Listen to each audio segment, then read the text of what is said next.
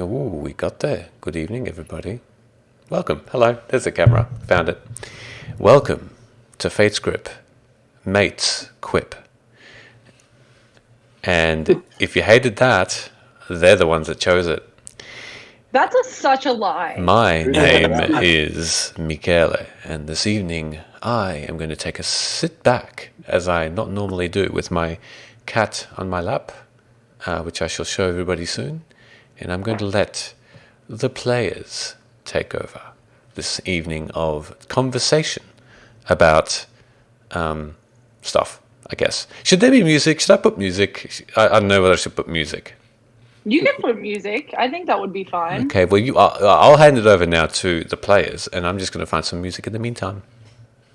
And by the players, like the control freak I am, I'm going to take control. First of all, I want to thank a couple of people that are in the chat. Talera, Ham, D20, literally anyone who's tuned in, NVCDM. I think I saw X Calamity here as well. Michigan 81. Oh, wait, not X Calamity, but they'll join at some point. Let's be real. But anyone that's jumped in, a lot of this is actually inspired by you guys. Something that Talera and Ham suggested to us once upon a time was that, you know, with a 70-episode campaign, it's really, really hard to jump right in and catch up on what's going on. So I wanted to spend tonight, again, being the control freak that I am, and making everyone grill each other. And ask each other questions. So that's exactly what we're going to do. And of course, we're going to make Michele probably our number one victim, which is why he's going to sit back and take a seat. But I wanted to take a moment. It's been 70 plus episodes. There's a lot that's happened. I think our characters have been through a lot. And some of us here have been multiple characters, namely our couch goblin turned Frostage, turned Dench, turned Dravago. So really wanted to reflect on that. And when I was thinking about what we should do to prepare for this question and answer session, I remembered that back in January 2020, before we even launched this campaign, Michele made a Facebook group and invited us all as players into this Facebook group. And basically that was where we kind of decided when we were going to play and where it was going to be and what the story was going to be about. And so I found this post that was posted on the 2nd of January that was kind of our preface to the campaign. So I wanted to read it out before we get started, if that's cool, because this was our introduction to Fate's Grip before it happened. And I'm going to start off by reading it in a much less entrancing voice than our wonderful DM. And it says, "You had all met only the day before. Your skills were required after seeing a job posted on a task board in Rote, the second largest city in Breland. You accepted the call and the promise of coin and were picked out by a curious pair of gnomes who took you into a dark room in an abandoned building on the walls of the city. They asked you a series of odd personal questions, such as if you had committed any crimes and if you had any loved ones still living. The pair, who did not reveal their names, wearing bright green cloaks, seemed content with the replies and instructed you to make your way to the Mad Mastodon, an inn northwest of Rote in Mistmarsh. They had requested a simple task: take the quickest path, the green byway towards Dragon Roost. Breland's own guarded and patrolled this well-worn trading road, so no dangers found you. You are then to find the Mad Mastodon in Mistmarsh. Within this sideways inn is the rumor of a dead form of a fiend, a devil of the 9 hells. The pair of gnomes would like you to seek the authenticity of this form and gather information on it. Who brought it to the tavern? Why here? Is it a fake or a real? The gnomes seem to be quite firm with their requests and promised 500 gold pieces for relevant and detailed information to be delivered back in Rote. The morning comes and you arrive in view of the distant Mistmarsh." So, that was our introduction to the campaign, right? That was a long time ago. I could see Michele laughing. No, MVCDM's like, thank goodness it turned out to be a simple task. Yeah, it was such a simple task. My favorite part of that was 500 gold pieces. I remember that being announced and me going, whoa, I've never seen that much gold in a D&D campaign ever. But thinking about that and where we are now, and Sean's like about to be overrun, let's kick off with some questions. I've asked everyone here to prepare a few, and I have a few from our number one and longest running fan as well. Which, of course, I'm going to kick off with a question from the one and only NVCDM. And this one, honestly, is directed completely at you, Michele. So I would like you to answer, if that's okay. NBCDM's question. Jeez. What moment so far has derailed all of your plans the most? What moment so far derailed their plan? My plans. Like had to rewrite in the moment style.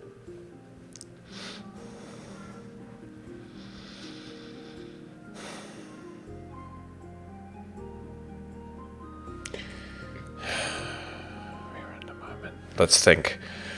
I blast batter, nice. We don't do anything unexpected. There's never been a problem. Yeah, great question. Great question. So many moments. You have no idea how many times I've had to ad lib because of your crap. Absolute. I mean, I'm talking, and who did I talk to about this? I talked to someone about this. Just off the cuff. Even some new team I trained recently, and in the episodes coming up to Biceliu, I think for the most part I've spoken out of my arse and improvised about up to half an entire session for maybe 30 sessions out of the 70 that we've had. So the directions that you all go, hey Bravies, the directions that you all go, look, I've got to be honest, you all really take care of me, and you do actually follow a path. You might be some people who don't even bother and go directly the opposite direction. But I know you said a moment, but there have been so many times I've had to just improvise, and it's been fun. I haven't found it frustrating at all. It's just been so fun to know what that looks like. But I think my thought is, I thought by now you would have at least tried to kill Oberdin. I reckon. And I've been prepping. Every time you see him, every time you encounter him, I prep for a fight. I prep for battle. But every time you've decided to not, to steer clear, to plan, to listen to Gunner basically, and not proceed with kicking this guy's ass. And it's interesting because as the more you don't follow through with something like that, the more fleshed out I can make him. And it's definitely been probably the biggest surprise in my mind, especially when my cat. Hello, cat. Especially when just before the byways, just before you went to the byways for the first time, like in his house, and even actually, I thought you'd spend a lot more time in the byways as well. That's another big thing. Like, you had no idea how much I actually planned behind these doors. So many encounters behind these doors I planned for. And then you decided, nah, you know what? Who cares? Let's go. How is that for you as a DM though? Like if you plan all of that, is that hard for you? It's not hard. It does two things. I look at it as a positive because it helps me with providing more opportunities in the future.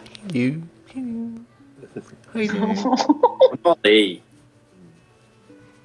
Where's Ricky? Go get him, Ben. I will bring the Rick to you. It makes Memento. it makes me just save those encounters for next time. So it basically, if you don't do something, I've got content for later. It's interesting that you say that, and please, Sheldon, Ben, and Couch Goblin, tack in on to this one if you have any other thoughts. But I actually thought we spent too long in the byways, just from like the level of danger that I guess as a player I felt in that entire situation. It was very much a get out. Yeah. Sorry, go on. The byways felt like we weren't strong enough to be there. Like everything that was there, like it was too powerful and magical place. This big long corridor filled with endless doors that lead to endless realms. We meet this mysterious hippo wizard. It was a turtle. It was a turtle. Turtle. Oh, that's right. It was a turtle. That's right. And this gives us an ominous warning and then disappears through the dimension door. It just felt very over our heads. Yep. Mm-hmm. Now we're a little bit stronger. Now it's different. I don't know. I think as well, when you that was our first brink of, okay, like we may lose a player. With Rook almost dying, but being brought back. I think when and again, I speak for myself, but when you go through that, it's not somewhere that I want to linger.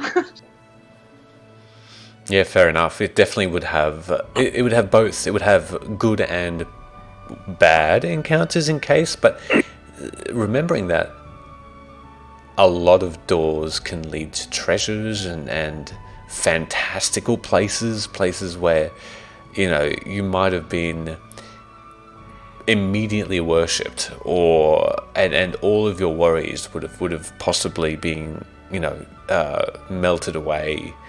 You could have gone, you could have ended so. I don't want to give anything away because you'd be like, oh, let's go back. But yeah, it's just It's too late. always a way I think back. the most interesting part about that as well is that Jordan has been happy belated birthday from D20. That's a great shout. Thank you to. I didn't realize until later that Emily had put a rather unflattering photo on Twitter for that. So thank you for all the birthday well wishes. I did see them all a bit later on that night. You're welcome, sir. But Jordan has been rewatching, similar to Lara and Ham actually, has been rewatching all of the old episodes. But Jordan was also a viewer for the byways. And Jordan, I feel like you have picked up on things that we as players did not pick up on. It's it's trying to remember which character saw what and which things I saw when I wasn't actually playing. It's been a little bit difficult to try and not work out something that I shouldn't actually know. But the byways was a pretty good place for knowledge from what you guys went through. There's a lot of big, I guess, seemed small at the time, but big once you can make the connections that happened there. But I find it really cool. I was actually wondering about this question as well, because I'd noticed that a few of the, for those who don't know, we get the episode title texted to us either the morning of or the day before. And there's been a few episode titles where I'm like, we did not do that episode. So one in particular I remember called Secrets of Kenneth, and we just right at the very start of the episode went, nah. That's it. Hey, my episode titles are sometimes are a bit more obscure than others, and definitely that particular episode, I had more of a plan in mind, and it was just to be honest, a bit of a drop ball on my part. I feel like I shouldn't do that. I don't want to put an idea in your mind as to a way which I want you to go, and even in the title, it can be at very it can seem very deliberate. You know, I'm trying to steer you. I'm trying to railroad. No, definitely not my intention. So it's good. It's good to know. I think it's the previous session had literally ended with, yeah, we're going to go do that. Well, and then that's true. Started the next session because a week goes by in between, and yeah, obviously people think about what's going on, and yeah, something better popped up. That's true, and just like I said, that's a good thing. Sometimes I think it's easier to title the episode after, and you're right. Yeah, it's very interesting.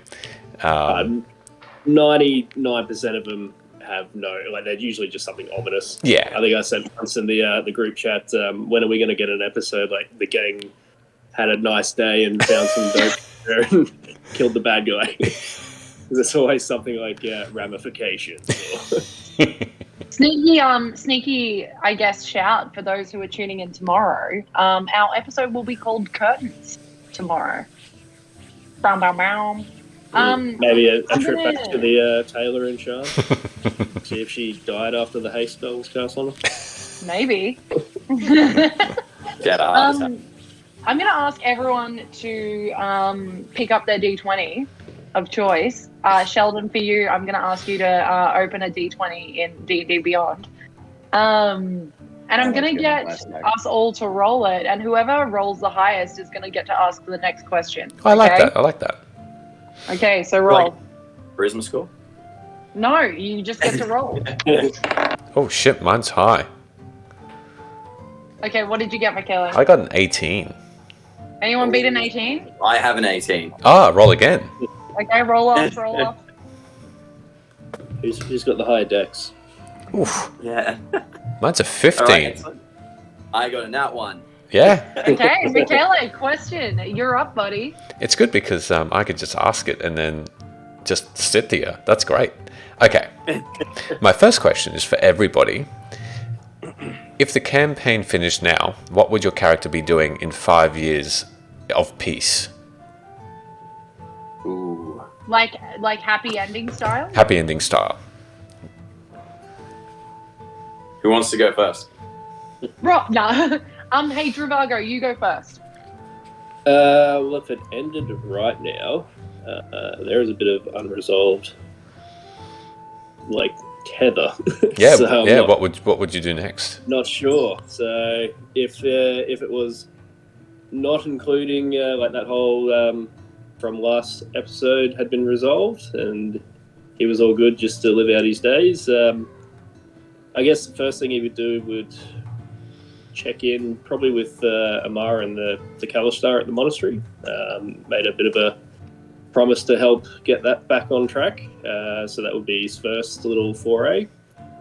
And then he'd probably follow up with the remnants of the Warforged army, make sure that they were settled, and try and get at least, if it's not return communication, at least send something back to Sigil to maybe update Vi on what has happened and sort of all the goings on.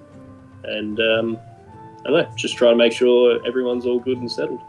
Look at you being all helpful. What about you, Thorum? If you're still thinking and someone else has an answer. No, I He's know, I do know. he's freaking Gato. He's freaking Gato. Yeah, pretty much. That's the thing. It depends. He's in Queen Street Mall pulling out candles for Ado, That's it. harassing people. Surely he's Standing up on the bench yelling. Yeah. No, I probably I would return to Kabara, to the jungles there, and probably take up, probably in the northern part, near where the dwarves are, just to, I don't know, just to probably lead a temple and just return to where I'm from. But is it a Ado? Yeah, it would be a temple of Ado. Why? I don't know. That's what he's about. That's what he does. Suspicious. Yeah. Interesting. No, not suspicious. That's it. He just returned to Simple life. Kabara. Yeah, we've never been there in the campaign. It's a very different place. It's like jungle and warm. And... Would he be featuring in any Kabaran newspapers? Welcome to the Yeah, Kabaran dude. Times. It would be. What about you, Rook? I think I've been asked this question twice, 3-4 times now. What's the premise if the campaign's ended right now? Yeah. He, by the sounds of things, would possibly be traveling with Dravago, making sure that the Warforged beings seem to settle down, seeing a new sire, hopefully become a place of its own. We'd be heavily invested in. Me and Jordan clapping at the fact that he called it New Sire and not New Siri. My God. Hey, I have the Mornlands tongue. It's Siri. I'm retconning that. If 5 years from now, free time, once he felt like the Chimera's endeavors have been put to rest, Lazar Principalities. Oh, that's right. Great there. Nice. You've always shown an interest there. I believe a few of the first conversations Rook and Osei had was of the Lazar Principalities and how my background was of a very desolate place, and that seemed like a beautiful jungle and seafaring area. Hopefully catching up with Barclays as well. Yeah, cool. And just generally helping across the roads and caravans Nice. to hopefully Amara's temple. Yeah. All the way to the Temple of Ado. Beautiful. Emily, you're adding those questions to the list. Yeah, I'm they're just pretty writing good. them down. They're awesome. And lastly, Amara, when you're ready. Hold on 1 second. I do need to ask of the premise of this question. You mentioned if it ended right now. Like right now as if the army is still coming, or we're in no imminent danger. No imminent danger. Peace. Okay. If that's the case, Amara would straight up be heading back to her temple, definitely rebuilding it, and trying to find people from other temples or outcast Kalashtar to bring into her temple. I kind of see her being like, in 5 years' time, like mentoring those people, and like trying to help them be stronger than she was, but not in like a let me tell you about my story way, in like a I'm just here to help way. I would also kind of see her going out and still try, because she hasn't resolved a lot of the Dreaming Dark. So if that was still going on in the background, and I feel like it would be, still trying to find ways to like slowly beat this down.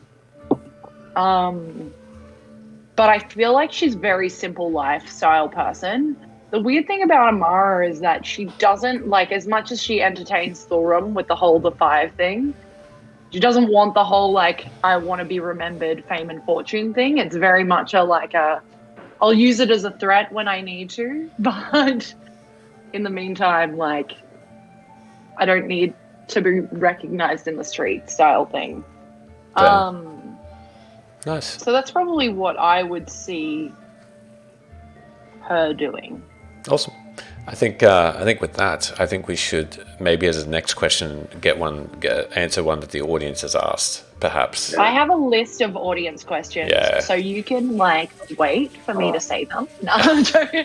I'm joking. So the next one was actually submitted by D20 a little bit ago, and this is for everyone. So I'm going to word this in two different ways. For the players, which NPC has impacted you most and why? And I'm going to switch it a little bit for you, Michele. And which NPC have you had impacted by World Journey and what we're doing the most? Oh, yeah, I see what you mean. Who wants to go first? Go, Rook. Yeah, first one that comes to my mind is actually Obradin. He has a big flow-on effect, I think, on the group of players that we have, or the player characters anyway. And he does manage to coerce us in a direction. There's been a lot of conversations between me and Gunnar and what that looks like as well. Some of my favorite RP moments are from that. So I think that's probably my favorite character. And it impacted you the most as a player. Nice. Obviously Victor in that as well, but that's probably made me be the most emotional. Yeah. There is an episode there where I get a bit. Yeah. How about yourself, Travago? And you can speak on the topic of like either any one of your characters or just as an observer as well. Yeah. Well, I think the other characters I played didn't really have very rich backstories. Frosage, which was before the campaign was streamed, was I think the second session I ever played at D&D, and it was I think you just created someone for me to achieve a little goal with for a couple of sessions, which was pretty fun and I guess got me started. Dench was a bit one-dimensional, so he didn't really... He had feelings. He had feelings for Rook. Maybe Rook was the one who influenced Dench the most when he sprayed him with the love potion. But yeah, Dravago, there's been a few characters that, he's interacted with that I think he would like to interact with more. It's just, given the circumstances that we meet a lot of these people in, it's not to sit down and have a cup of tea time. It's get the fuck out of danger or kill the big bad. So Victor would be someone that I think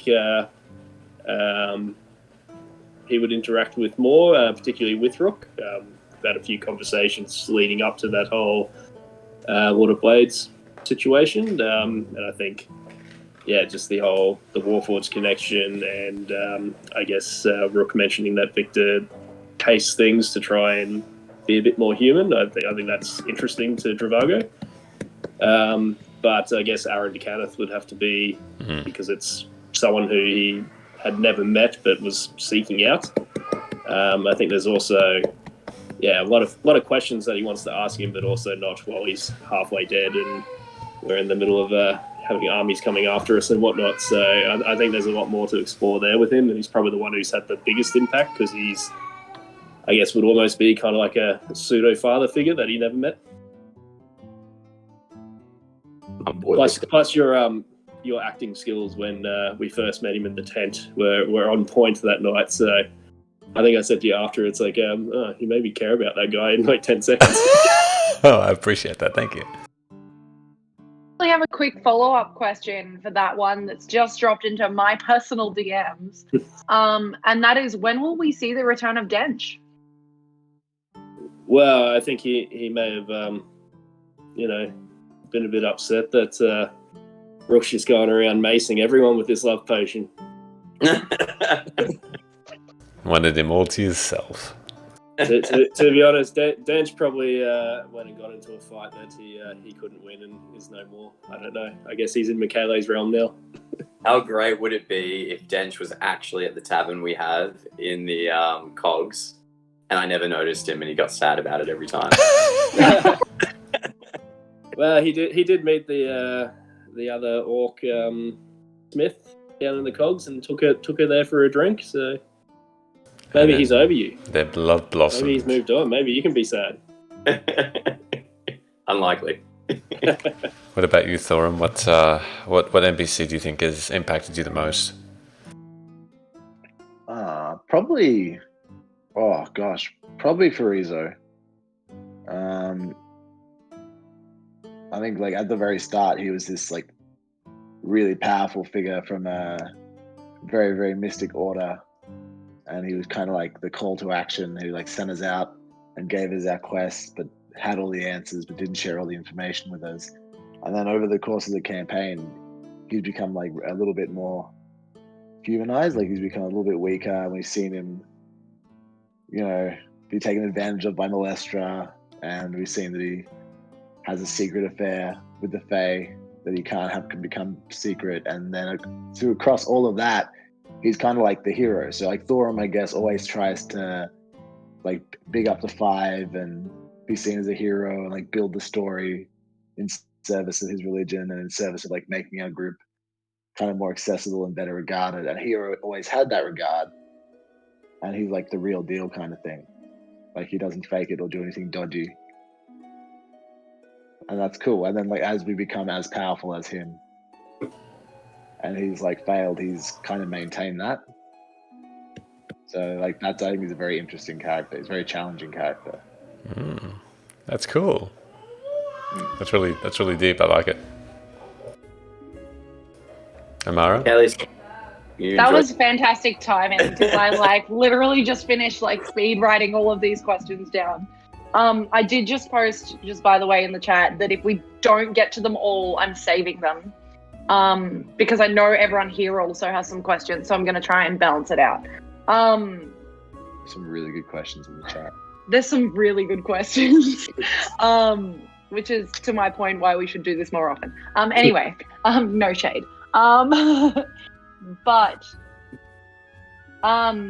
for me, and I don't know if everyone is expecting me to say this answer, but Farizo is definitely the NPC that's probably impacted Amara the most. Mostly because it's weird, like the journey that I had with Farizo. At the start, I was like the person that trusted him the least. Everyone was like, yeah, let's just trust this random guy in the street. Like, he's one of the 12. Like, we can trust him. He's great. Because we were like level 5 at that point. And Amara was like, this guy just spoke in my head. This is weird. Like, not many people can do this. But as she got to know Farizo, it was very much like I think she thought of him as kind of like a mentor / big brother role. And so for her, when he like betrayed us, that was the ultimate like loss. That was such a difficult thing for her to deal with. Balance with that and then Osei dying in the same fight was really difficult. Him coming back, I think, is almost even more difficult because it's kind of like, I didn't trust you. I trusted you for so long. You like betrayed us and stabbed us in the back, and then you killed the person that I care about. And now you're back. Like, are you good? Are you evil? It's a really interesting like power play, which is probably why in the background, I'm constantly thinking about what is Farizo going to do next? And it's a really difficult thing, and it impacts a lot of my decision making and like words I choose.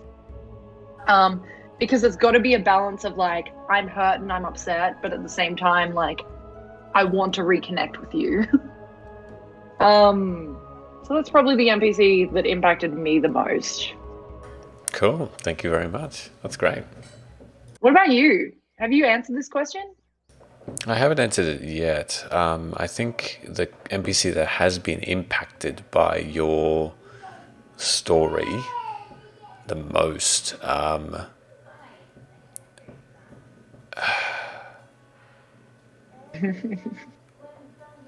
impacted the most is it's difficult to answer because it can give away a little bit perhaps of what what their story looks like down the track. I think a little bit,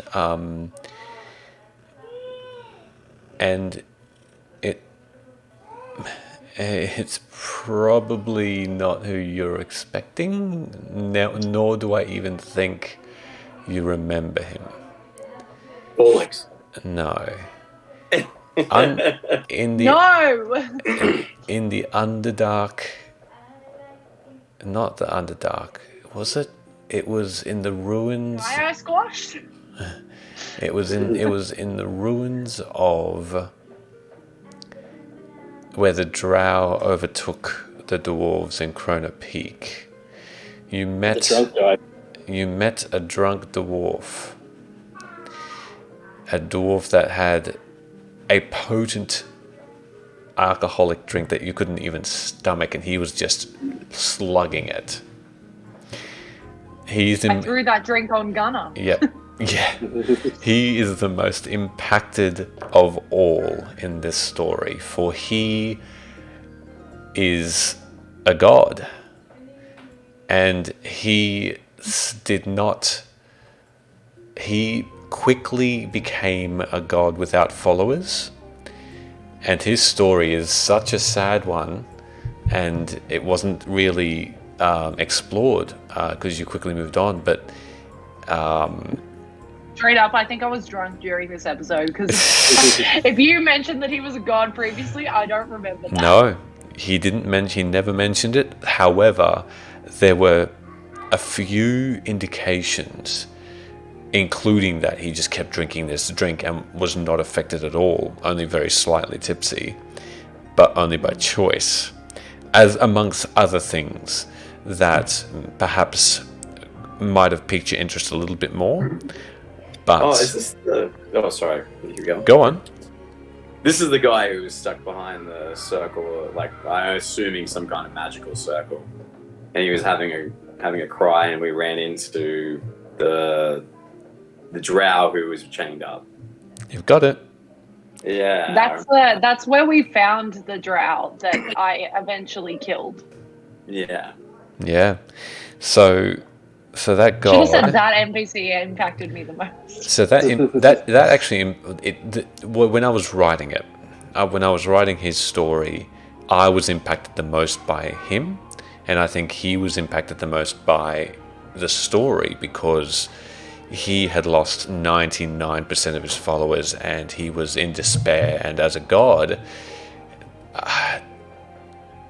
to not be able to do much to help your followers, I don't know. It just, for me, it impacted me a little bit. It was a bit sad. So yeah, that's all I'll say about that.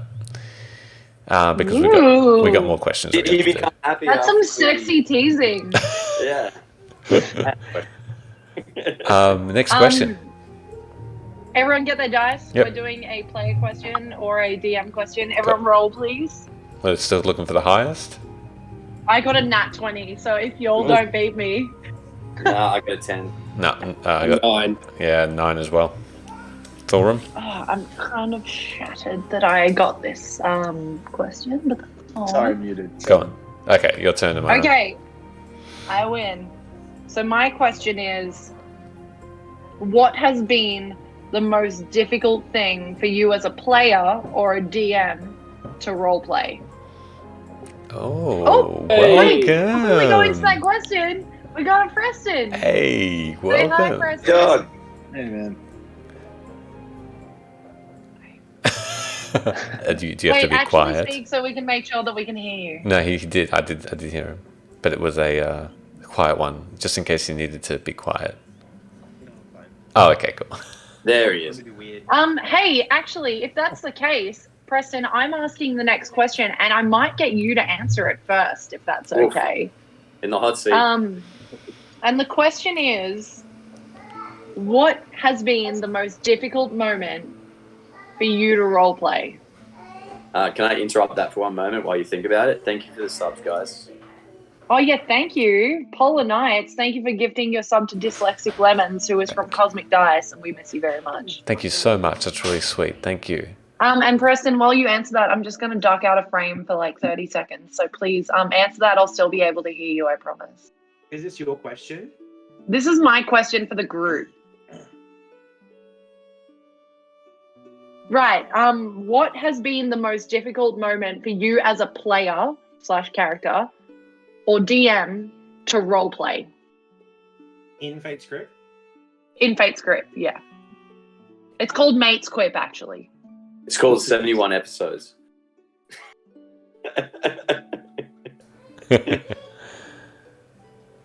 That's hard. Well, you can have a think about it. If anyone else has an answer immediately. I think my hardest roleplay opportunity was, I think it was an interaction with Rook, we were both trying to understand my character, and I think I've struggled in some elements trying to convey confusion authentically, because I often when I get awkward I start laughing or giggling. You'll probably see that every time Amara rouses on Gunnar or Char. So that's something I found quite tough. So I think it was in particular. I think it was when I froze you all. I think, and I was really struggling to keep my my face somber and concerned because it was just so funny. Yeah. Anyone else? Mine? You can move this closer. Might just close my door. So I wouldn't say it's not like one particular moment, but after we brought Osei back, and she was a little bit different and a little bit weary. Our characters never had much to do with each other before that, because being a life cleric, being an undead thing, we didn't really gel that well. And so I wasn't always the biggest Osei fan, but when she was returned to the mortal plane and she was kind of scattered to connect with that character, and then kind of to be a little bit of a mentor, and then introduce her to the faith, and then do the whole thing with the coin and all of that. It was a difficult thing to mentor because it's not like to like role play, because it's not like anger or Is that sadness or anything like you're, that. like, not great at fostering other people? Or... Yeah, pretty much. But then, yeah, like it was because it wasn't like a reaction to anything. It was like a ongoing thing, and then it kind of culminated on the night when Osei was like sneaking away, and rather than being like, no, don't run away, don't like stay with us, be part of the adventure, it was like, well, actually, no, okay, if you're going, go this way. And that was like, I don't know, that was a difficult thing to segue, to turn the conversation in that direction. I'm surprised you didn't question her a little bit more about those origins. I guess, more about her own past, so that you could understand more as a cleric. But that's interesting. I like that interaction you had with her. That was pretty beautiful, actually. I'm glad you had that with her and connected just before the end, and now reconnected in a way. That's cool. I love that Polar Nights. Yeah, bro. And look, I'd imagine this is because of the amount of questions we have to get through. Maybe not everyone needs to answer potentially, but people who want to. Anyone else want to go? Can I comment, actually? I remember, just on top of what Sheldon was saying, I remember having a conversation about Osei, and you saying something along the lines of, you're finding it difficult to roleplay in situations with her because you're trying to remedy that she was undead with your life cleric.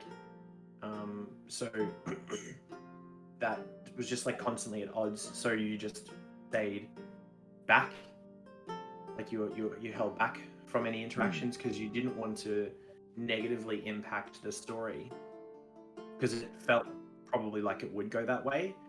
And so for the sake of the story, it felt like, the best course of action was to stick back. But I think it's good that you found a way to get through it. Yeah. Well, less for like the sake of the story and more for like, it wouldn't make any sense to be hostile. There's no reason to be hostile, but Yeah, like everything about like what the doctrine and all that kind of thing says you shouldn't be friends with that, which is not good, but that's how it played out in a good way. Yeah, nice. I feel like Jordan's answer, and correct me if I'm wrong, surely your answer is role-playing that you were in love with Rook. as I know. bench. Pretty natural for him, I think. Oh, that was easy. That's any other Tuesday. No, I think well, apart from all of it, maybe first, I guess, interjecting into the story with these characters. Yeah. With a group that's been traveling together and gone through a lot of stuff and talking about past events and trying to link things together, finding natural ways to kind of like interject into like I only just met Forizo as Travago, like as he's being brought back to life by Ado while we're fighting a big bad, and then he's already a librarian Forizo now, so I guess interacting with Forizo-based things is difficult for him. It's been like that with a few characters, so as things have naturally progressed, it gets easier. But I think maybe most difficult to act out was probably even actually giving Amara the box on the roof. It's something that's like an idea that popped into my head early, based off what Amara was telling Travago, like, you don't want to follow us, like, people will die, but, like, and his natural want to, I guess, to find a way to comfort that. And I had that idea early, and he's picked up pieces along the way, made the box, and it was just so many near misses where I could have given it to you, and I didn't want to, like, have it all too planned out, so I had a general idea, with a couple of, like, having to know the names of the moons and whatnot, but yeah, it was quite difficult to actually act out. Had a bit of a shaky leg under the table. There you go. It hasn't fallen apart yet. Beautiful. Not yet. I'm also doing that because Preston redeemed what does it look like. So Exactly like that. that's what it looks like. Let me I just would love to open do a it. quick shout out to Jordan also. We all, myself, Emily, and Jordan all live in the same house. And he kept that thing so well hidden. So, like, fun fact about that, actually, is that I came home in the middle of the day. Or not in the middle of the day. It was towards the end of my work day. And I walked into the, like, lounge room, and I was like, hey, man, how you going? And he was like, he just, like, quickly, like, covered the kitchen table. And Jordan's a pretty open guy, right? But he's like, and I was, like, trying to just ask him how his day was. And the words he used was, like, I actually have something that I would prefer you don't see. And I was just like, oh. And I, like, went to our bedroom, and I just laid in there because I was scared to leave. This is the inside of the box. It's got a little diamond candle in there. It's very cute. Astral stone. I was actually with a hacksaw on the kitchen bench and the cutting board, adjusting it so I could glue the little fake gem in there. Oh. Yeah, love that. Just as a consolation, can... he was very concerned about you for a couple of days. I was like texting Ben being like, is Jordan okay? Does he need help? Like, has something happened? I actually thought our cat had, so Ricky is, for as gorgeous as he is, Jordan has these wonderful little elephant figures that usually sit on the TV cabinet, and Ricky has destroyed a lot of them. So I was like, oh my God, Ricky's destroyed something big and Jordan's trying to fix it and he's embarrassed to tell us. And I was really concerned. But if you don't mind me tacking on to what you've said, that was one of my difficult moments to roleplay. I think Jordan and I are really good friends. And I think when you roleplay and you're getting, some of us are still quite new D&D players. I haven't played with this group before this campaign, and we've not all played together in a campaign before. I've only played in one other campaign. Jordan, is brand new to D&D. It's been about I think that a year.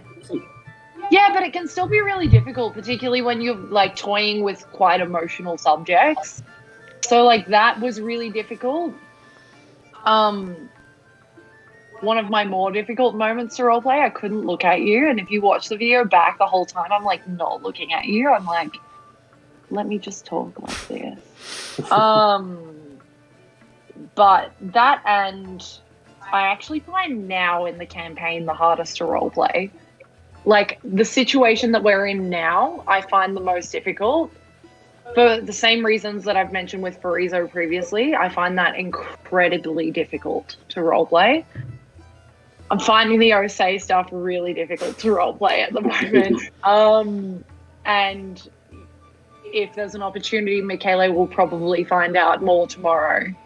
But there is a lot of, like, unresolved tension building up in Amara with the Osei situation that's probably just going to pop off at some point. And I think her trying to balance... Amara is a very impulsive human being, or Kalashta.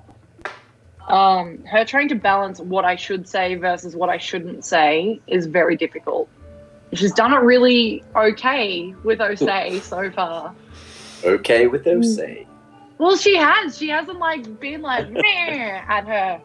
And I don't think she would ever be like that. But role-playing the in-between, like, or can't you just talk to me?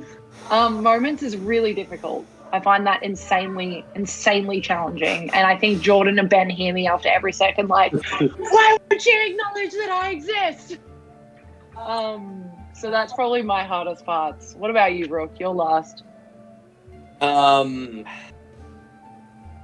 Yeah, I was taken aback by Orlix. Yeah, it definitely would have been a very weird scenario. So you were taken aback. I'm sorry for that. I enjoyed it, but I actually didn't see it coming at all. At Orlix. You love that guy. I actually, yeah, I don't know why, but I care for him. I apparently don't love him as much as he loves me. But he's a good egg. I think he's got a lot to give. I'm actually very interested in hopefully following up with his brother.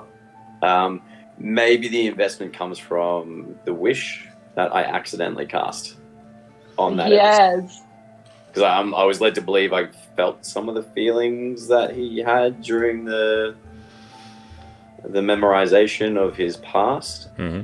And that I think, again, awkward moment, but that was a good follow-up for me. And maybe a reason why I do like going back to the Cog and Fresh, which has been renamed. Yeah. But it'll always be Orlux's Cog and Fresh to me. Aww. All right. That's so cute. That's cool. What we got We're next? on to a viewer question. Okay. What's a viewer question? Okay, wonderful. Viewer question. Which one should we go? Okay, I have 2 questions that were submitted by 2 different people. One is directed at the players and one is directed at the DM, but they're actually the same question, but directed at each party. So these questions come from Lemons and Weird Judge. So Lemons is like in a one-shot that I have somewhere on a computer that just never got released. Oh. And I'm so sad because I think I deleted all of the files. But Lemons was in the one-shot that you guys will never see. But we've been talking about doing us all guesting on a Starfinder one-shot at some point. So anyway, so the question from Lemons is, what is the moment that our game master shocked us as players the most? Oh, yeah. And Weird Judges is, when did the players shocked the GM the most? So, Preston and Michele, do you want to roll a dice for me? What kind of dice? A D20, please. I got a 15. You got a 15? Whoever goes higher answers first. The chunky. What's my modifier? None. 14. Oh, wow. Okay, Michele, tell us about the moment the players or a player shocked you the most.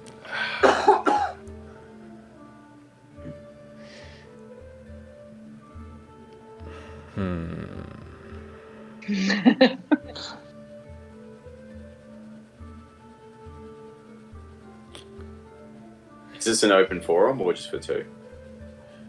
No, it's not for 2, but like Michele will go first, players go second. Okay. Unless Michele, as the winner, wishes to default his lead. I can give him a little bit of time if he wants me to answer. Yeah, first. sure, go for it. The moment that struck me the most, and I think was both a good DM moment and also a reality check, was when I spent a lot of time invested in helping a particular dwarf in Shan and his family, which I never actually met. And he ended up being pretty much... Michele looks like he's going to burst out laughing. And hung up in his own chainmail in his smithery. That's right, we found him. Ooh. Yeah. You brutalized him, Michele. He was... For a small... You guys then he was set him on fire. he was pretty well fucked up. Him. Sorry about the language. That was pretty... I spent a lot of time invested in that, and I got a really good bit of equipment out of it, but didn't get a friend. Goodness me, no. Talera, jeez. Getting that reference in, far out. What? That was super quick. That was amazing. This is what happens when Talera and Ham are rewatching the whole campaign. Yeah, that's pretty crazy. That's good. I like that. I just got to pour through it. Jeez. Let's see.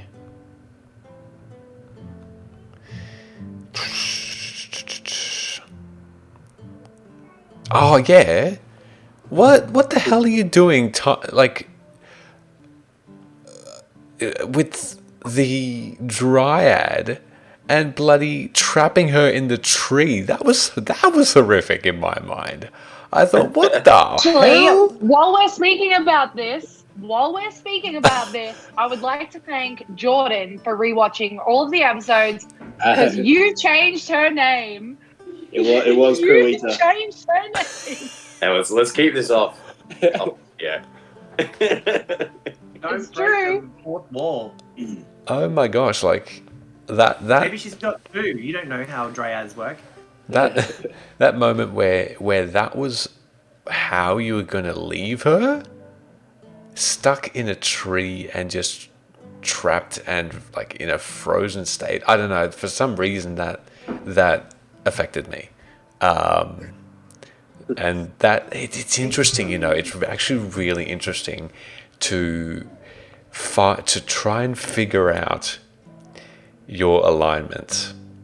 I try and work out your alignments every single episode, and it changes. Hey, your belief system. Who's the worst? Who's the evilest? Who's the evilest? Look, I've got to probably say, and not because you kill people, it's because of your reactions to things. It's an uncaring nature that you have in the face of what you see. Thorum, you are the evilest. We knew it. Hey, Aeoncraft, thanks so much for Yes. the sub. That's really kind of you. Thank you, Aeon. Thank you very much. I mean, look. I'm so look, sorry you have to watch us all for another month. It is a chaotic stupid. It is a little bit, isn't it? It's so interesting, but it wavers. Like, you're not evil, Thorum, but I think characteristically, it's just very interesting to see how that you're definitely neutral. You're definitely neutral in my mind. However, it's not a bad thing. I think you've got definitely agendas, and that's what makes it almost lawful in nature. It's very interesting. Lawful neutral. Yeah, it's an interesting thing. Chaotic lawful. That's me, but I'm gonna get that drink that's in the freezer. I'll be back while you answer. Oh yeah, Michele has a beer in the freezer. No one ever sees Michele drink on stream. This is gonna be like a world premiere. Yeah, true. While I go, you can answer, Preston. Can I just add the dryad in the tree? When Foresee was there after the battle with the Lord of Blades, asking about her, Was anyone else wondering if dryads need to like eat and drink? So I was thinking that she is just like died and desiccated and still stuck in this tree because she hasn't eaten in like weeks. I haven't thought about that. I'm not gonna I lie. didn't think about that either. I just assumed they're magic. I didn't care about that. I think Question, answer. I was gonna answer, but we were talking. So I'm glad I didn't, because Michele gets to hear my reply. So there are two moments, and I'm still kind of struggling to decide which of the two have been the most shocking. But I think probably the most shocking would still be when that orc fell to his death. What's okay? Yeah, Out of curiosity, what's the close I was second? expecting it. Huh? What's the close second? What was that other one? Probably when we've actually, because we've dived into the backstory of my character, like in kind of little spits and specks, I think. And I've always pulled back because it felt right at the time to keep the narrative going. I don't know. It felt right that my character wouldn't feel confident or. But when we were in the library and I was reading Oberdin's book, I knew I was going to get something that I didn't know. And I think I've talked to you about this before, about why I wrote my backstory the way I did with glaring holes in it. Because I wanted to be surprised as much as everyone else when I find out the truth. I wasn't expecting that. Emily has been telling me for so long, you are Oberdin. You and Oberdin are the same person. You are, and I'm like, no, that doesn't make any sense. That doesn't fit in with my backstory at all. I don't see To how be you that could get idea came from Jordan. Yeah, maybe. But yeah, it took me like that. I didn't know. I actually that would be also my second closest.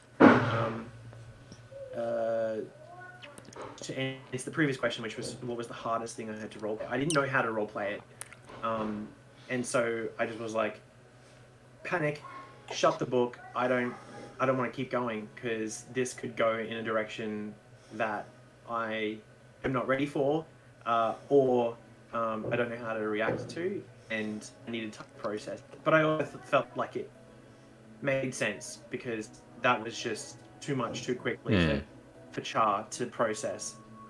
It was an existential crisis, I think. Cool. Yeah.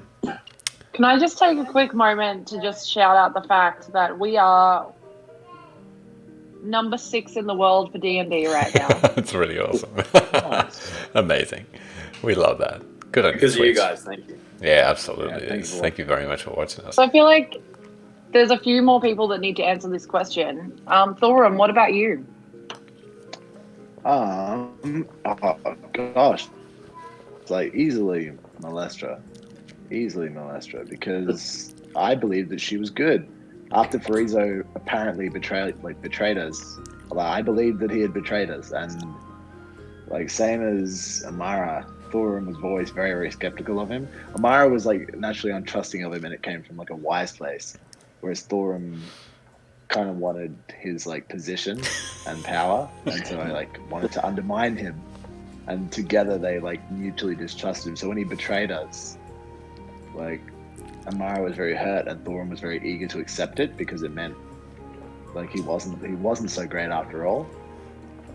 And Malestra had always been like seemed like a really benevolent character, so when it turned out that it was her all along. Like that was an actual you got me. I'm doing something It's really right. funny.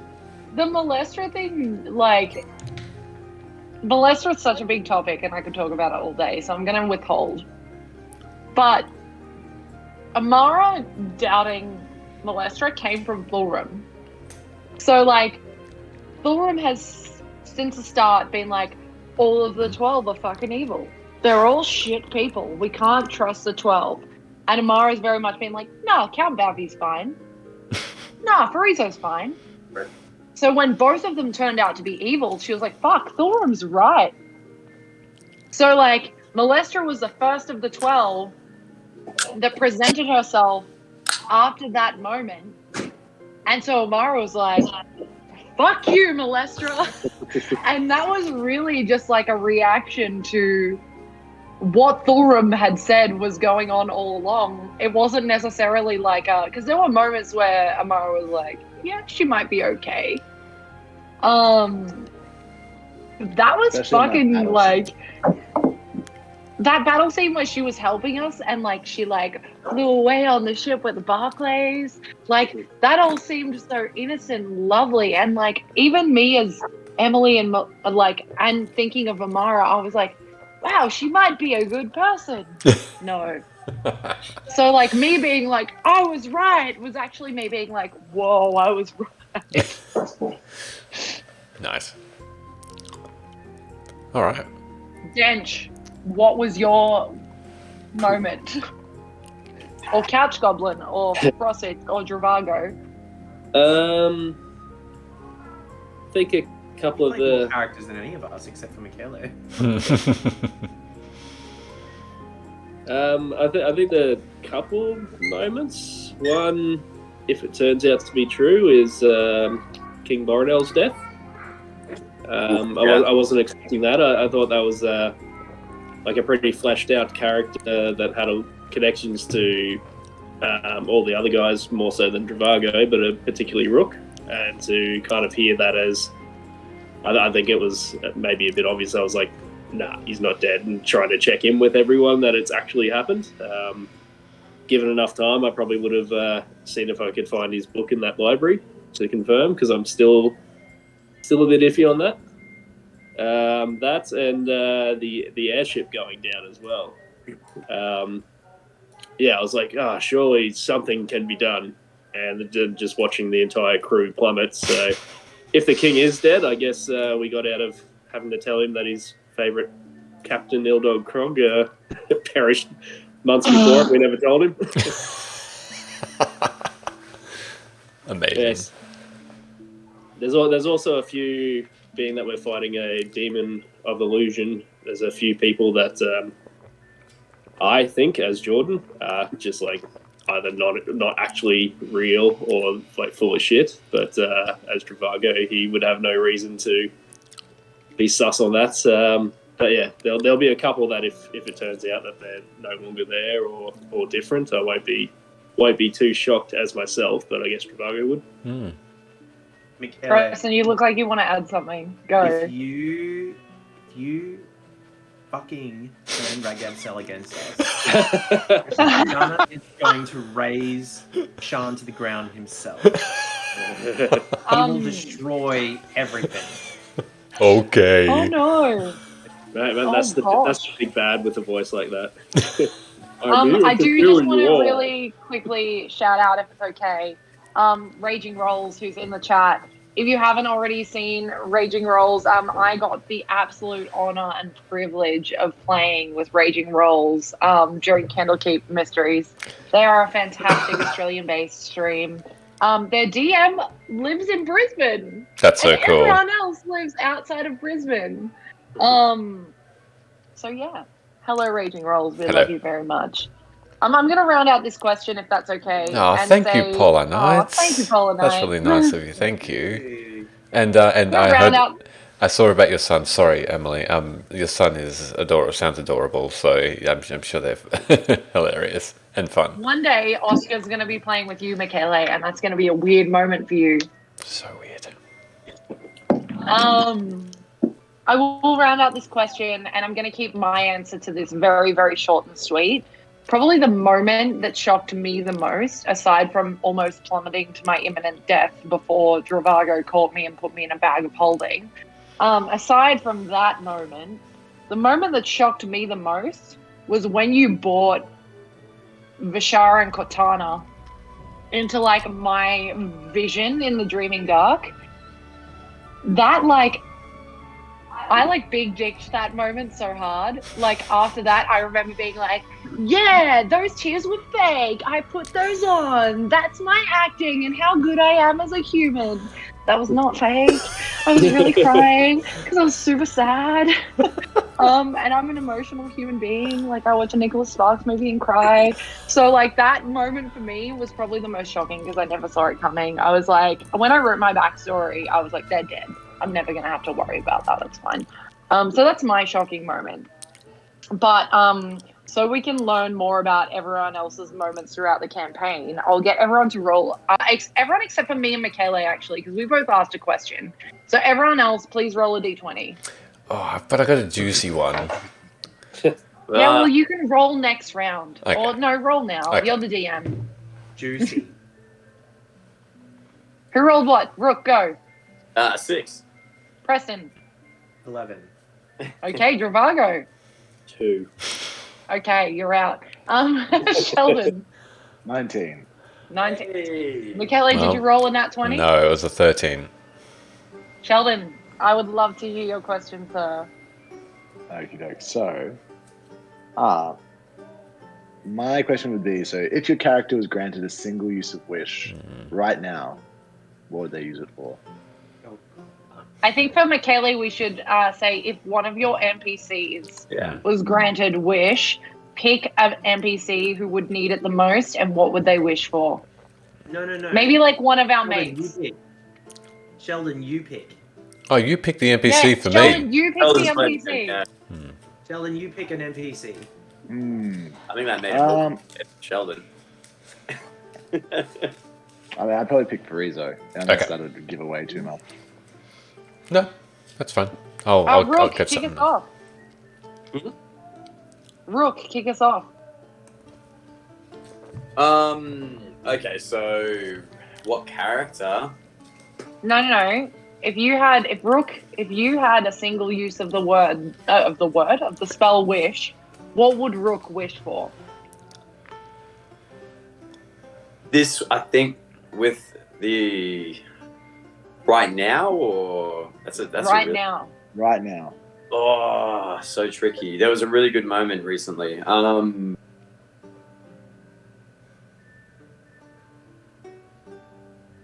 Yeah, I'll keep it with that.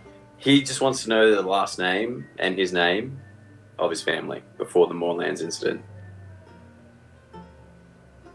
Is that some secret squirrel stuff that we don't know about yet?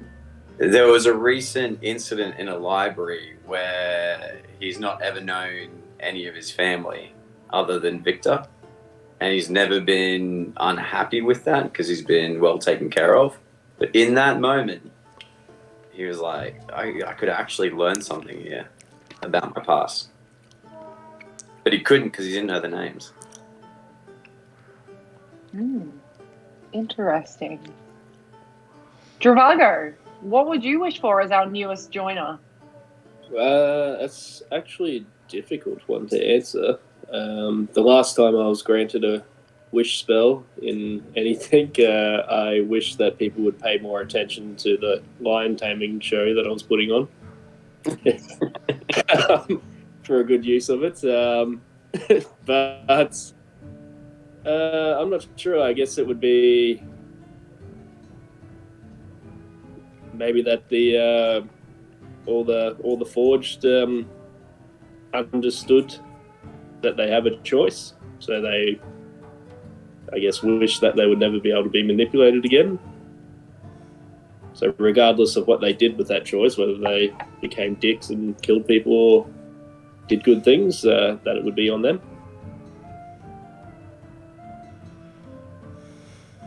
Interesting. I like it. Preston, what would Gunnar wish for? Right now in the campaign?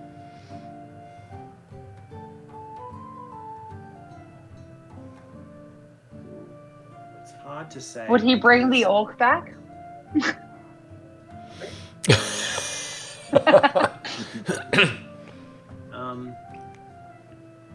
My initial thoughts would be, I'm not sure if you guys remember this when I first described Kips, because I don't really, like, Kips is a little bit of an accessory to situations, but when I described him, he's actually missing a part of his tail. So the tip of his tail is severed.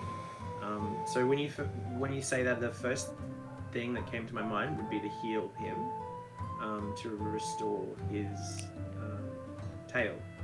But the last episode has got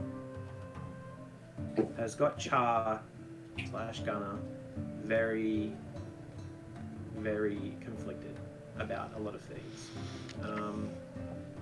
and priorities are very low at the moment for him. Yeah, so I think that's the only thing I could think of. But right at this second, if he was given a wish spell, I don't think he would know what to do with it. Okay, I like it. Michele, what would Farizo wish for? Foresee would. It's difficult because a wish spell is. I'm thinking of being a DM. A wish spell is very difficult to word. I see holes in all of your wishes, by the way, and I can see how I can manipulate every single one of them. Stop manipulating us!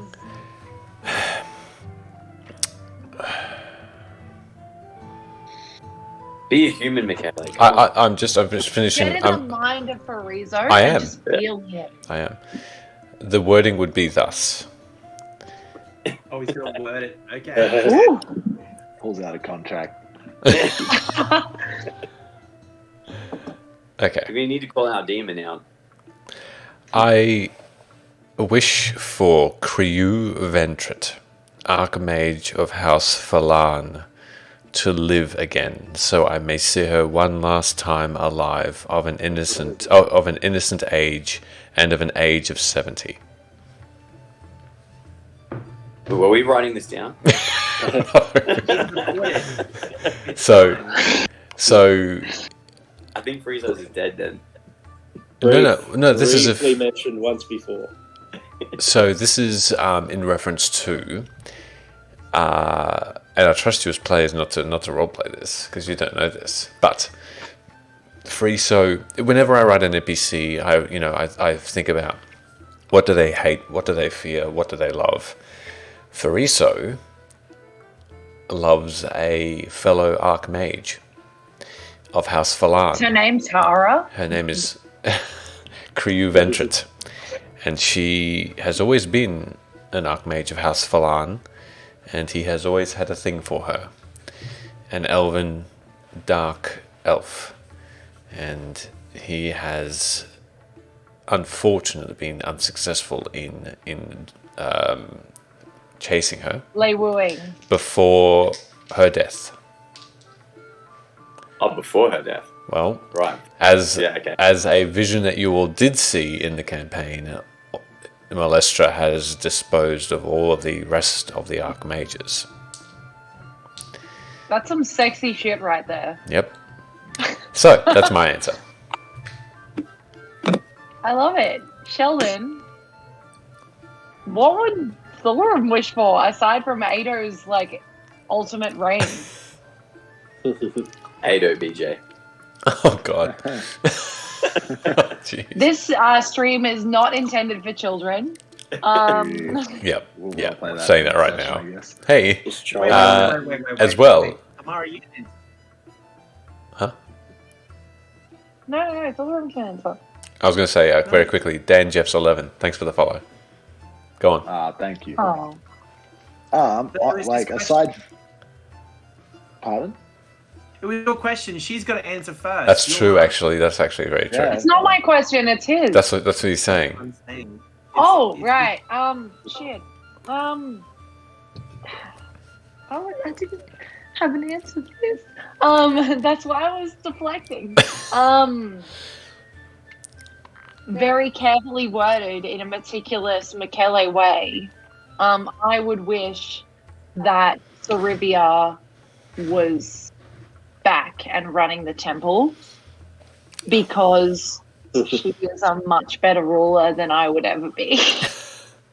As in undead, or No, as in like alive and well and like in a human, not human tabaxi form, living her best 6 feet. life. six Like- 6 inches tall, Funny. No, like or I want to be a genius. restored to her former self, living and prospering. Because the temple needs someone there, and it doesn't have anyone there right now. Doesn't even have me there. So, like, my entire religion is just crumbling before my eyes. I need someone that's an anchor. Now, Thorum, you can answer. Just before we do Fallen Knights, you're very kind again. Oh my god. Oh, Good on your Blast Powder. Powder. And thank you so much, Polar Knights, for that sub to Blast Powder and the repercussions of that. Very cool. Awesome. Thorum would probably I'm just going to duck out for 30 seconds. because it is kind of like I know I can't. It is in probably an 8 of 8 of. I would probably wish for Osei to take the throne in Shan beneath the gold dragon banner, because that would be the best possible thing for my long-term goals. Yeah, that's probably what I would do with my wish. And the army that's coming, I'm confident we can deal with on our own. That's fair. I wouldn't even wish that away. I would just wish that the outcome of that is that you took the throne. I like it. Very cool. I will say, Polar Knights, you have to tell us how we can be more fun when you're sober. So that's the goal. That's the ultimate goal. So if you're completely sober, what is your idea of fun when you're listening to our dreary voices talking? And I say dreary, but you can see that perhaps some of our voices are not too dreary. It's beautiful. Thank you. It's like raindrops on a tin roof. The rains are here. I don't have another question while Emily's away. Hold on, let's have a quick look. Oh, I have one. Oh, can I have one? Or just one of you want to go if you also have a juicy one? You should go. Okay, so up to this point in this campaign, 71 episodes in, what is... Oh, wait. Who do You've you... been told hold off. on. You Have I been told must off? Should I repeat? Is that okay? No, it's fine. I was just trying to come back being, like, scary looking. Okay.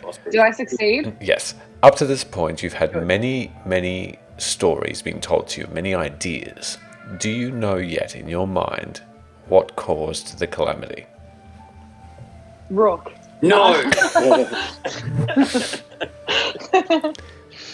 I have a really embarrassing moment during the auction where I gave a slate of greenstone away because I thought this might go back to a question previously, asking about, I think someone asked about something that we wanted to do and got derailed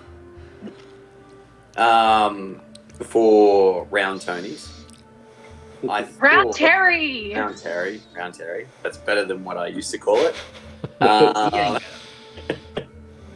I thought we'd be able to give the stone away and follow up on that, and then find out who the person of that purchase was to get more information and hopefully learn the bigger picture there. But it didn't come to fruition, so that's probably mine.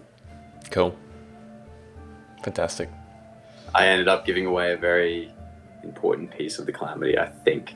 Okay, interesting. What about everyone else? What do you think caused the calamity up to this point in your mind?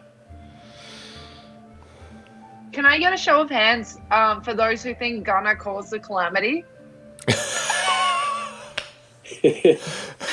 not specifically Gunner, but No, I do think it is Gunner related. Yeah. Mm-hmm. The real Gunner was dead before the calamity. Wait, no, he wasn't. Cool. No, I think it was Okay. Oberdin. You reckon Doing Oberdin? something want to know that Polar Nights is exclusively here for my ASMR eating. Yum. Fantastic. Well, the Verdant were created in the Calamity, or at the same time, weren't they? Yeah, but was Gunnar always a Verdant? Well, as Travago, I would think so, but I don't.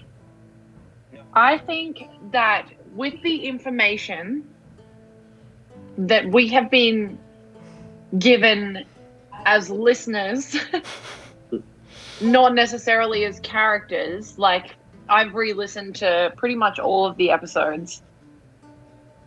There's a lot of language used that just makes me think not necessarily Gunnar as who he is today is involved in the Calamity, but like the Obra Dinn thing definitely feels like a Calamity related event. This is a person that has openly said that they don't want anyone else around them. They just want peace and quiet. And they don't, obviously, based on the fact that they freeze entire armies, don't care about destruction that plays a part in this. So, like, that to me sounds like someone who would try to create a mass explosion and kill a ton of people to just achieve inner peace. Particularly one person that is psychotic enough to create a potential clone of themselves. That's fucking weird, man. Like, that's a strange thing to do. Cool. Okay, I like it. Next question, I guess. Welcome to me moderating again. Polar Nights is exclusively here to listen to me talk and you all to be silent. Welcome. I think we're up to a viewer question. This is a quick, like, you have under 10 seconds to answer this question. And it is, which cactus is your favorite and why? Michele, go. Which cactus is my favorite? And why? Prickly Pete. Go. Because You he have has a 10 voice. seconds. Okay, Thulram, go. Prickly Pete. I don't know any others. Travago. Look, I'll tie this into the question of what would you be doing 5 years if everything ended up well. And in my head, Prickly Pete and Penelope get together, and it will be their children. My favourite cactus. I love it. Preston, go. Penelope, because we need to amplify female voices.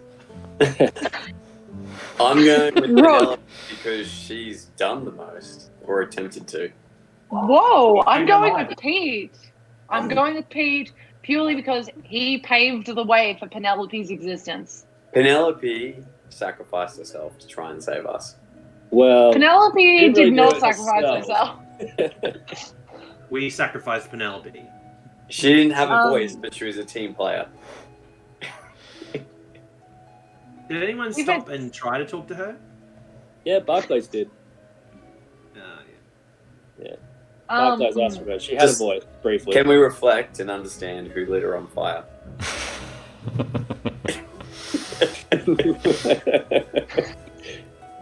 If it's cool with you guys, I will ask a second viewer question. Go for it. Just because that one was a really short one. This one is actually for the players. So I apologize, Michele. I'm happy just to listen. I would, however, love you to chime in with your thoughts on what we say, if you have them. If you have thoughts at all, really. Do you think, Michele?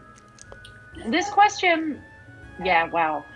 This question is from Talera. Now each player has an idea of their future development. What DM moment has derailed us as players the most?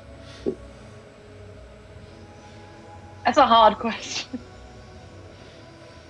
But I feel like the person that has the answer first is probably Rook. Me? Yeah, I feel like you do. God. Only because I'm your worse half and I hear you talk about this campaign a lot. There's a lot of stuff. Where do I begin? Oh, Paul and I, thank you so much. That's so sweet. Thank you. That's really kind. That's really nice of you. Again, you're very generous this evening. Drink more. It's the alcohol. Cheers. I semi have an answer. If anyone wants to jump in, just so I can coloriate it. No, just go. What moment has derailed us the most? So, a lot of it would actually be connected to my backstory.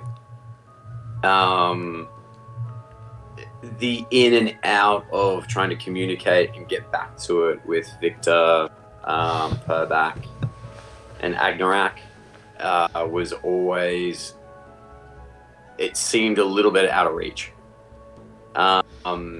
And with everything going on, and with my understanding of who they were, being the head of the Chimera, I always found value in them, hoping that they could look after themselves. But with all of that coming up, now that Purbach's stuck with the 3 hags, and we've kind of semi-completed our mission getting Victor back on board and Agnorak, I have no idea what to do with that. I am totally lost. I've got the Crown of the King. I'm worried about, Purbach has the Crown of the King. I'm worried that there's some kind of voodoo magic there.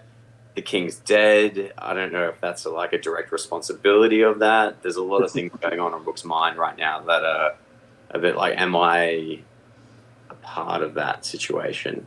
Unfortunately. Stop, but don't keep going. Polonize again In with a fact, sub. have a shot of whiskey.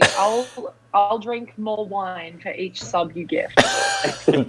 A glass of wine each sub. Because only Ben has to deal with me until tomorrow at 6:45 p.m. Australian Eastern Standard Time on this channel.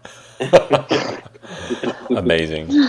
It is an official sub. Every person in this chat now is a sub. That is ridiculous. Thank you so much, Polonize. And enjoy the sub, Akmatovas. Big name. Thank you. Thank you, everyone, as well, by the way. Rook is very thankful. He just sounds like a ShamWow ad when he says it. It's the beanie. Yeah. I like the beanie. The beanie looks good. Can everyone please comment on the beanie, because Ben was very skeptical of this beanie. It hides even more of your hair. Yeah. The least amount. It's a beanie. May they rest in peace. Hair follicles. It's really jelly. Anyway. It's really jelly beanie. Would you eat it? And that's why Michele doesn't get to answer this question. Hey, Preston, what moment derailed Gunnar or Char, we should say, the most?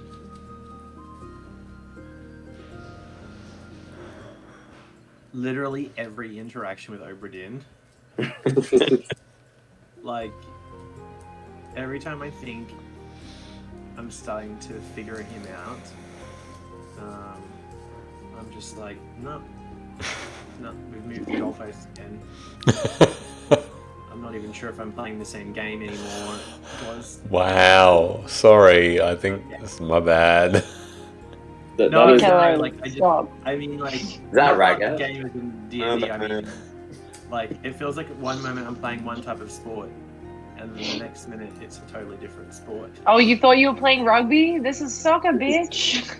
This is table tennis, you little shit. So I think I wanted this. I asked for this. But you can't handle the truth. Yeah, that's it. I think I'm dealing with it okay. But in the moment, it always throws me. I'm always just like, I need a moment to think about this. And the worst part is, most of these interactions, we're on our own. There's no way for me to sit back and let someone else do the heavy lifting for a little bit, which is okay, but that's why I think if you go back and watch them, I'm sure it's plainly obvious that there's some really long pauses, and I let myself have them because I think that it does help add to it, but there are also some times I'm like, don't fucking know what to say. Like, I have no idea. I'm so out of my depth sometimes. Just to pause, thank you so much for joining us, Raging. Have a good evening. This is a great moment for us to ask our artificer Jordan. But Jordan, being that I know that you're newer to the campaign, if you have a moment, that's fantastic. If you don't, I would love to know what you, as a couch goblin, saw us do and were like, oh shit, things are changing.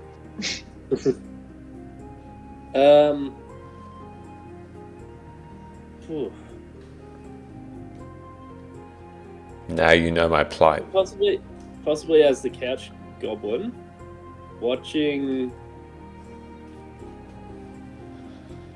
It's hard because I don't want to like throw it out there as not knowing it as the character.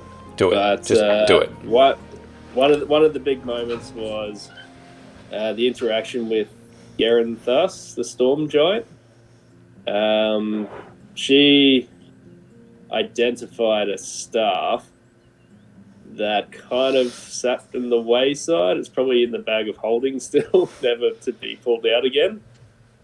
And it fits with another piece that it's not in your possession currently, but it's been like a big deal with like it's been mentioned a few times with what Visalia was writing in some of the scrolled notes that you found with those attempted prophecies that she wrote. It was mentioned in regards with Frazer Blue as well in around that area, and then Garen Thas is like, "Hey, here's this thing," and it's sat in this bag of holding, and it's been touted as, "Hey, you kind of need this to have it so Liverith doesn't have to sacrifice themselves, and it's potentially the only thing that can properly defeat Frazer Blue." And so that was probably the biggest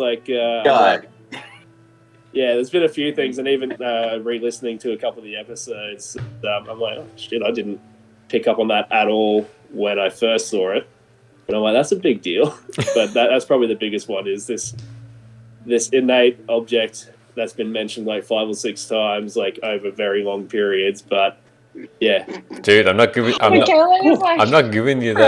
I'm not giving you that shit by just telling you. Yeah. But it's been one of the hard things to just not be like, look in the fucking bag.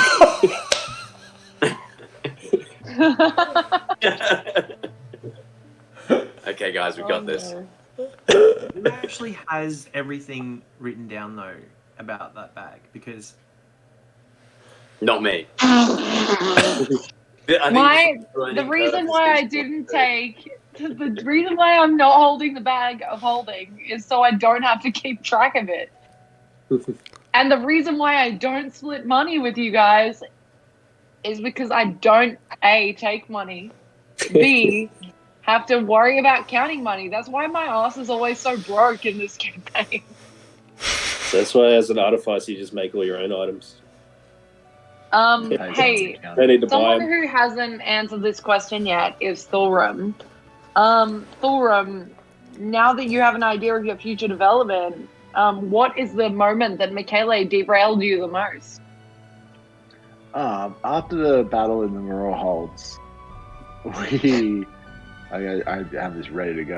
After the battle in the Moror Holds, we defeated the big bad, finally, and cured the city and sent the clean water downstream, and had a whole army sitting there guarding this evil portal. And then, just to make double sure, I summoned the Celestial.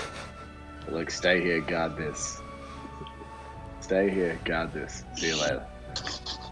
My favorite thing about that entire situation is you were yeah, I saved all the people and I converted them into Ado followers. And then Michele, 5 sessions later, being like, hey, Thorum, hey, you know how you thought you did shit? You did nothing. You are worth nothing, motherfucker. Hey. Still out there. Correct. The army's fine, but just not what he's summoned, because Malestra was a little bit more powerful. I'm sorry. Fuck that bitch. That's it. Isn't it funny that three of us are in the same house and in 3 different screens? So we have about 15 minutes before we start kind of wrapping everything up. So I'm very aware that there's 3 people in this screen that haven't asked questions yet. But I also know there's a lot of questions from the chat. So does anyone in this call have super important questions they want to ask?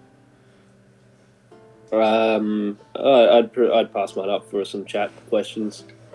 Preston and Rook. They've given me enough puns. I think I can give up my question for them. Paul and I, just in the meantime, Ben, do you mind holding up that big glass that you are currently drinking a beer from? That's impressive, right? And hey, same, both of them. Very impressive, right? Nice. Paula, yes. Ching ching. Oh, I did this, but in the chat it's actually this. Yeah, true. Are we both drinking it, are we? Not the whole thing. Jesus, settle it down. 15 minutes, I can get another one. Okay, so Preston, do you have a question that you would like to ask the players or the DM? Because I will say, Preston, having conversations with you is one of my favorite things to do about this campaign, purely based off the fact that your insight is completely different from mine. So you and I have so many different ideas about where Fate's group is going, but at the same time, our themes definitely interlap. Michaela, who do you think is not going to have a happy ending? Whoa. Great question. The first thing I'll say is my intention is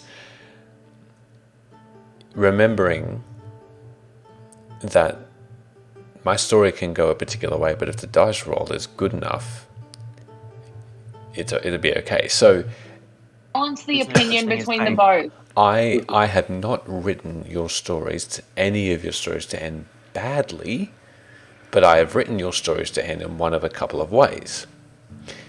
Badly, goodly, sometimes good, in between, that sort of thing, right? Is goodly a word? Depending on your conversations, what you intend to do. I'm still really governed by your actions, right? So I don't have an intention per se. However, It's actually Jose. I think what's happened up till now is some of you have left your backstories without coming into the fray and saying, look, I really want to see how we're going with my backstory because I haven't heard much about it in a while. Namely, Amara and Thorum, I think, are the 2 that I've probably not. And remember, things progress outside of your knowledge as well as outside of time. So, the Corey have moved. Things are happening in the Maror Holds with the Red Death that is still happening. It hasn't stopped. And as they get worse... Yeah, Paula, exactly. Yeah, watch out. As they get worse, it depends on how late you come to the party. Unfortunately, that's just part of it. So let me make this black and white for you then. Based on the way the story is moving right now, who has the worst ending, me or Thorum?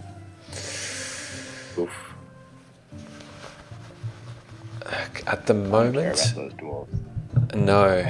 At the moment, the worst ending is Thorum's currently. Because in terms of my overall happiness or the wellness of the realm. No, the wellness of the realm, and the way that they would see Ado as once a benevolent god in the form of Thorum that helped turning into no longer a savior in the name of Ado, but perhaps people looking at Ado not as kindly, and then that has an effect. You've done a bad job. But like I said, it's always able to be turned around. This is not canon. This is not how it's going to end up. This is just the way the story has traveled and the directions you have wanted to take. You have a lot of the time come to a crossroads, and you've chosen to go one or another way. So I'm going to take Preston's question and I'm going to develop it a little bit, if that's okay. And I would love for the players to answer.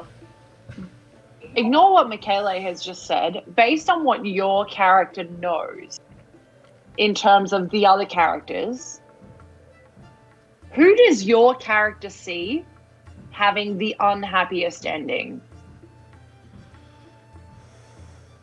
Gunner. okay, Why? straight up. Why Thorum? Because his home got blown to smithereens. And Was he's it even found my out- home? I don't even know Yeah. anymore. Yeah, he's found out that his whole life is a lie. Dench. Fuck. And he's had to, like, he's not even sure, like, what if his personality is his personality, like, or anything. So it's a very shattering thing. Okay. I don't know how he'll resolve that. So right now, Gunner. Preston, who do you think has, like, as Gunner, who do you think has the unhappiest ending and why?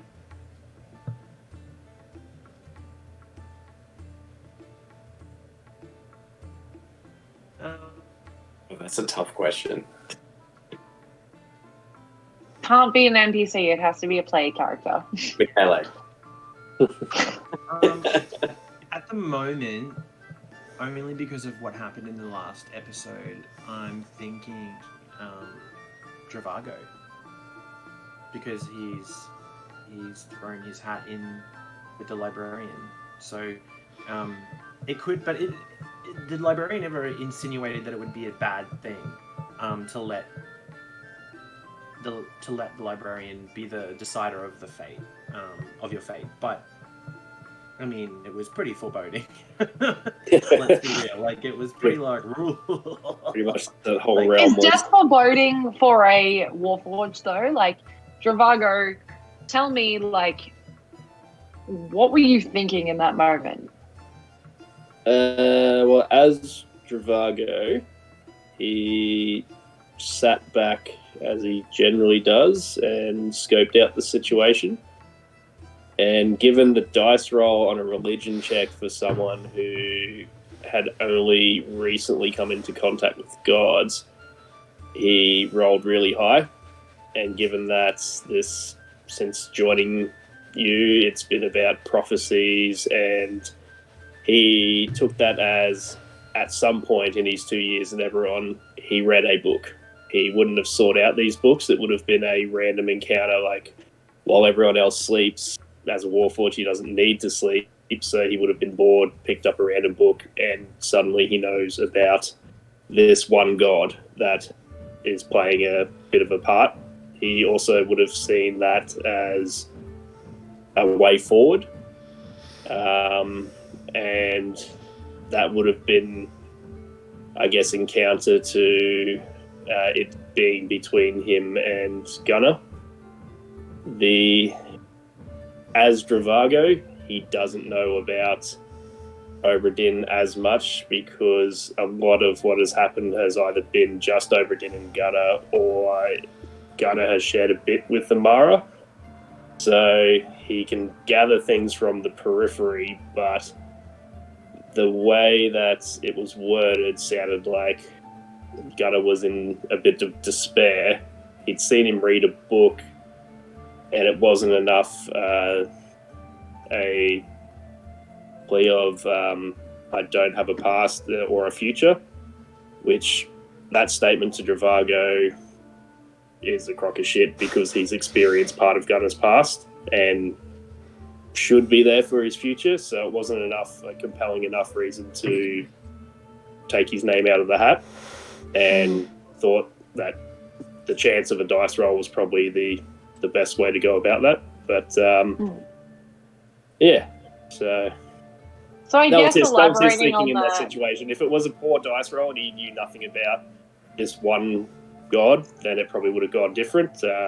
Or if maybe he knew more about what was going on with Gunner, he may have done stuff differently. But from his perspective, that was a way forward that seemed to tie in with this whole prophecy. You're being driven towards something. Why would he know about Torm?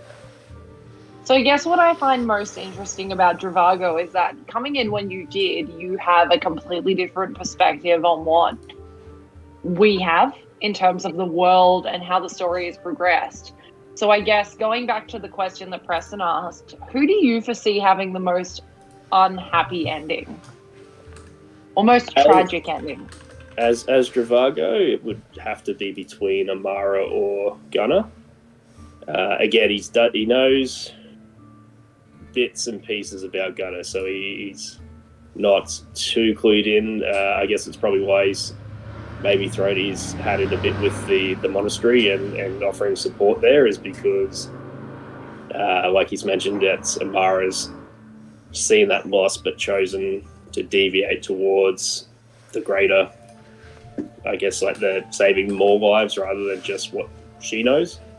And to that point, it has been a long time without any resolution with that. It seems, not from what you've told Dravago, that every time you go back to the monastery, it's a bit worse, whereas some of the other things have been resolved.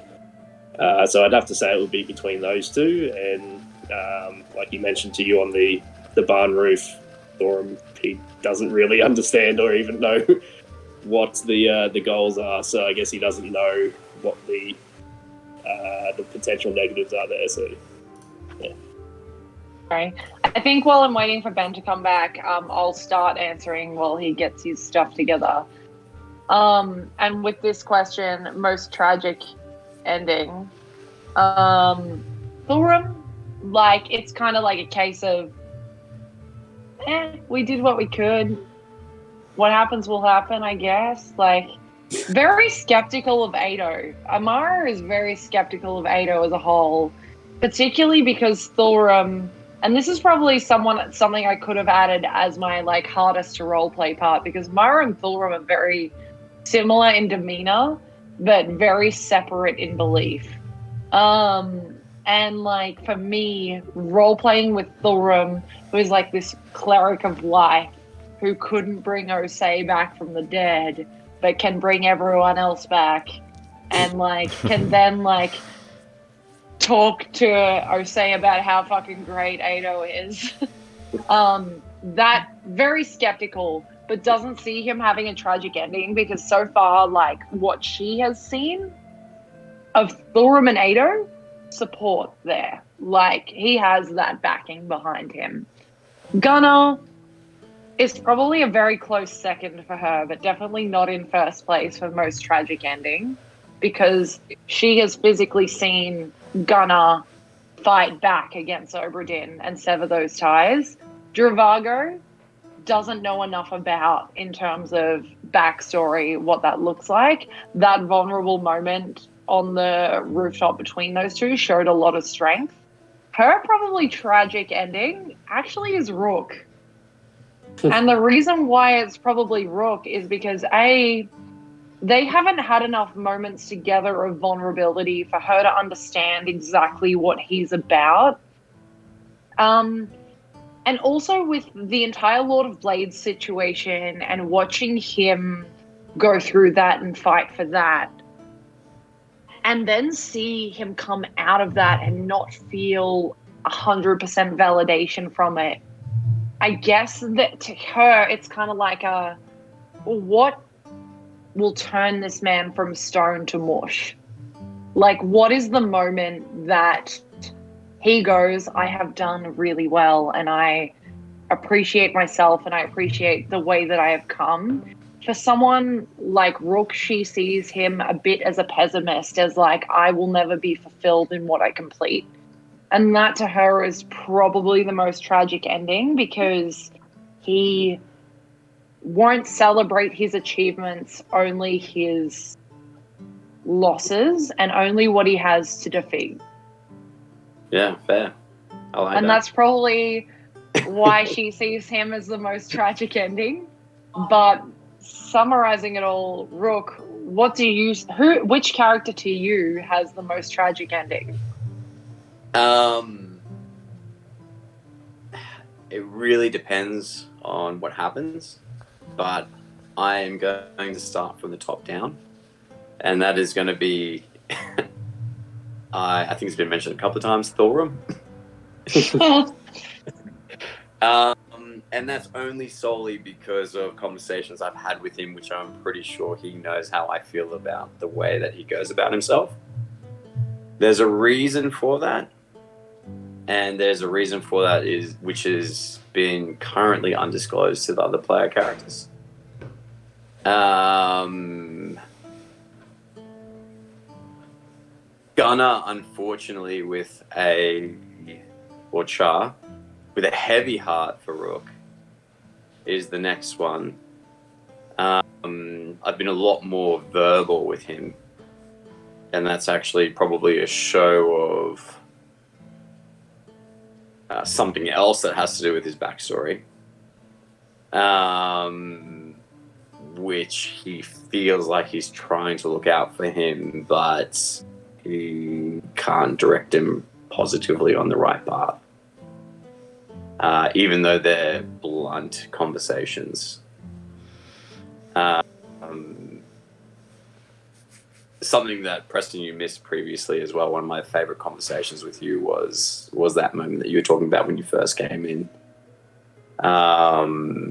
Yeah, very... the conversation about when you realized, or when you froze the army by accident. That was one of my favorite role-playing moments. It was good. It was just challenging. Yeah. Thorm's probably my top, though, because for where Rook came from with the Chimera, there's a place in everything. It was very autocratic. And I think for Rook, Thorum serves a purpose, but he's also possibly dishonest. No. No, I'm not. Cool. And Bit of a that's, dick, not dishonest. that's something that you don't want in encampments, because it can cause a lot of strife. But he sees what he does, and he respects it. But whether or not that's helpful to everybody, he's not quite sure about. Interesting. Cool. I think, honestly, the most tragic ending is if Dravago never learns how to poop. I actually have a thing for that. So Never comes I'm up. noticing that it's 9:00, and now is when I was going to start wrapping up and start like talking about favorite things that we've spoken about. But we've just had a question thrown at us that I actually think might be the perfect way to wrap up. So we're going to answer this, and every person's going to get a chance to answer this, including you, Michele. And then we're going to end tonight. And we'll do our proper like goodbye from there. This question is from Kahu, with a lot of views. And the question is, if you could go back and change one outcome, what would it be? And in changing it, what would be your desired result? Easy. Go, Rook. Going back to the giant tree outside Mistmarsh and see if it looked after my snake and see if it's a companion I can keep. So for those Fuck you, Amara. for those of you who don't know, which is all of you, because this was episode 1 of Fate's Grip. we ended up in this tree, and there was some snake eggs. And Rook took a snake egg, and Amara was like, "No, it's evil." And that thus began the rivalry between Rook and Amara. And we weren't friends until like episode 20. Like, it was a long time. So I'm glad that that's yours. I'm gonna say mine because I'm gonna end up wrapping us up. So I would rather talk now and then talk later and not consistently throughout. And mine is a super predictable answer. And my answer is that if I could go back and change one outcome, I have like stood back from saying this for the whole night because everything else has been more important. But the one outcome that I would change is Osei's original death. Because I am very aware as a player and not as Amara that in combat I could have saved her life. I had an action before Rook did, and I could have fed her a healing potion instead of using my bonus action to throw it to Rook and rely on him. Which is not, that sounded shady, but it's not his fault. It's definitely something I could have done, and I focused more on killing Farizo instead. So I look back at that moment consistently and wish that I did save her. So I guess the change of the outcome would be that I would go back and use my action to probably feed her that healing potion and prevent her from dying. The desired result being that she would live and never die, and we wouldn't have to rely on fucking Wolf to bring her back. Because I think we forget that consistently, that she was brought back by Wolf, not by us. Preston, tell me what your, if you could go back and change an outcome, what would it be, and what would be the desired result?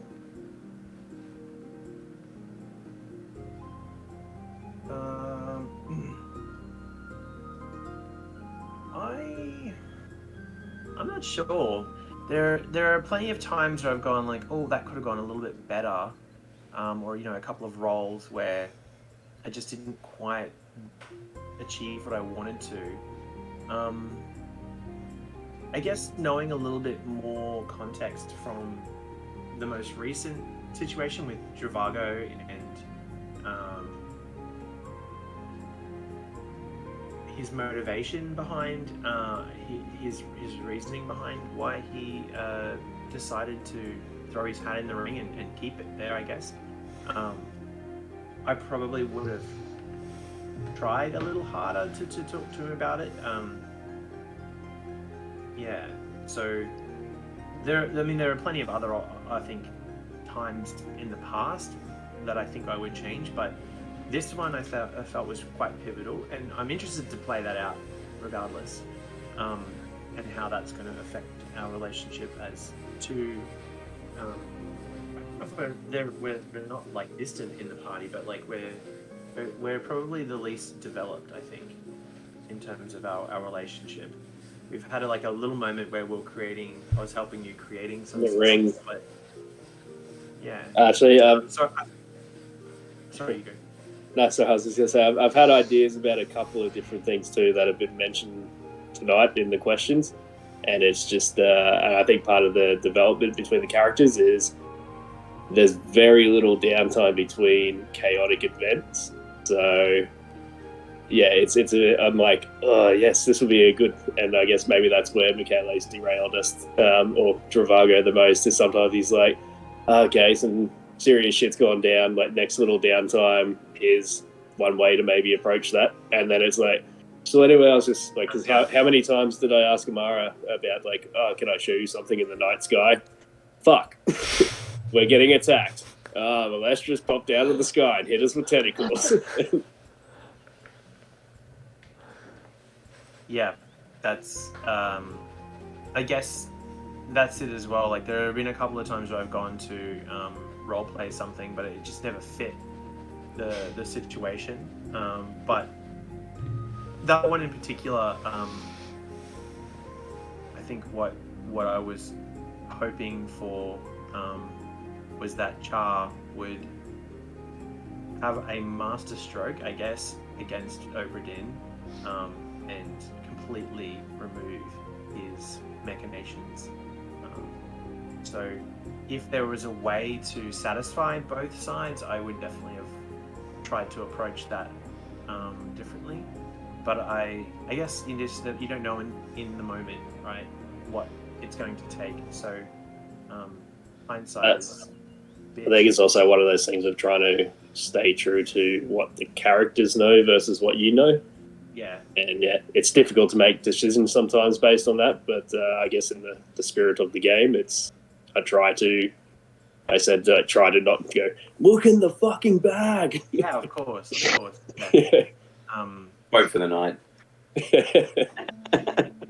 So what's happening next episode? Are we looking in the bag? Speaking of, Dravago, you're relatively new to this campaign, so I guess, like, you can answer this as probably Dravago or Dench or Frosich, to be completely honest with you. But even if you don't have an answer for those three, I guess what as a couch goblin would you have impacted or changed? Well, look, apart from look in the fucking bag, I might actually throw this back to a Frosich, because he was, I believe I played in one shot with you guys before playing Frosich as the character. But yeah, there was a moment because I was fumbling through with the mechanics of what can I do in this game? And I think had lucky dice rolls for a lot of it, and maybe got a bit too cocky. And we were walking across a catwalk underneath a bridge to go to the Penguin Pit, I believe it was called. And this is all pre it being streamed, so it's lost to any of the fans. But essentially, my task was I was a third in command of the Venerables, Bisalu's group. And I managed to steal the dragon prophecy off of Amara's neck while she was sleeping, sling it to one of the lower, street urchins that were tied in with the Venerables to get back to Bisalu. And Rook had used locate object to find where it was. And we were heading into this pub across this catwalk, and there were a couple of goons walking out of there a little bit drunk, and I was still incognito at the time, and I thought, to make this look not like I'm just chummy with these people, I thought I'd pretend to bump into them as we're coming across the catwalk to get a sneaky little message that we were coming, and I rolled extremely poorly and pushed one of them off the catwalk.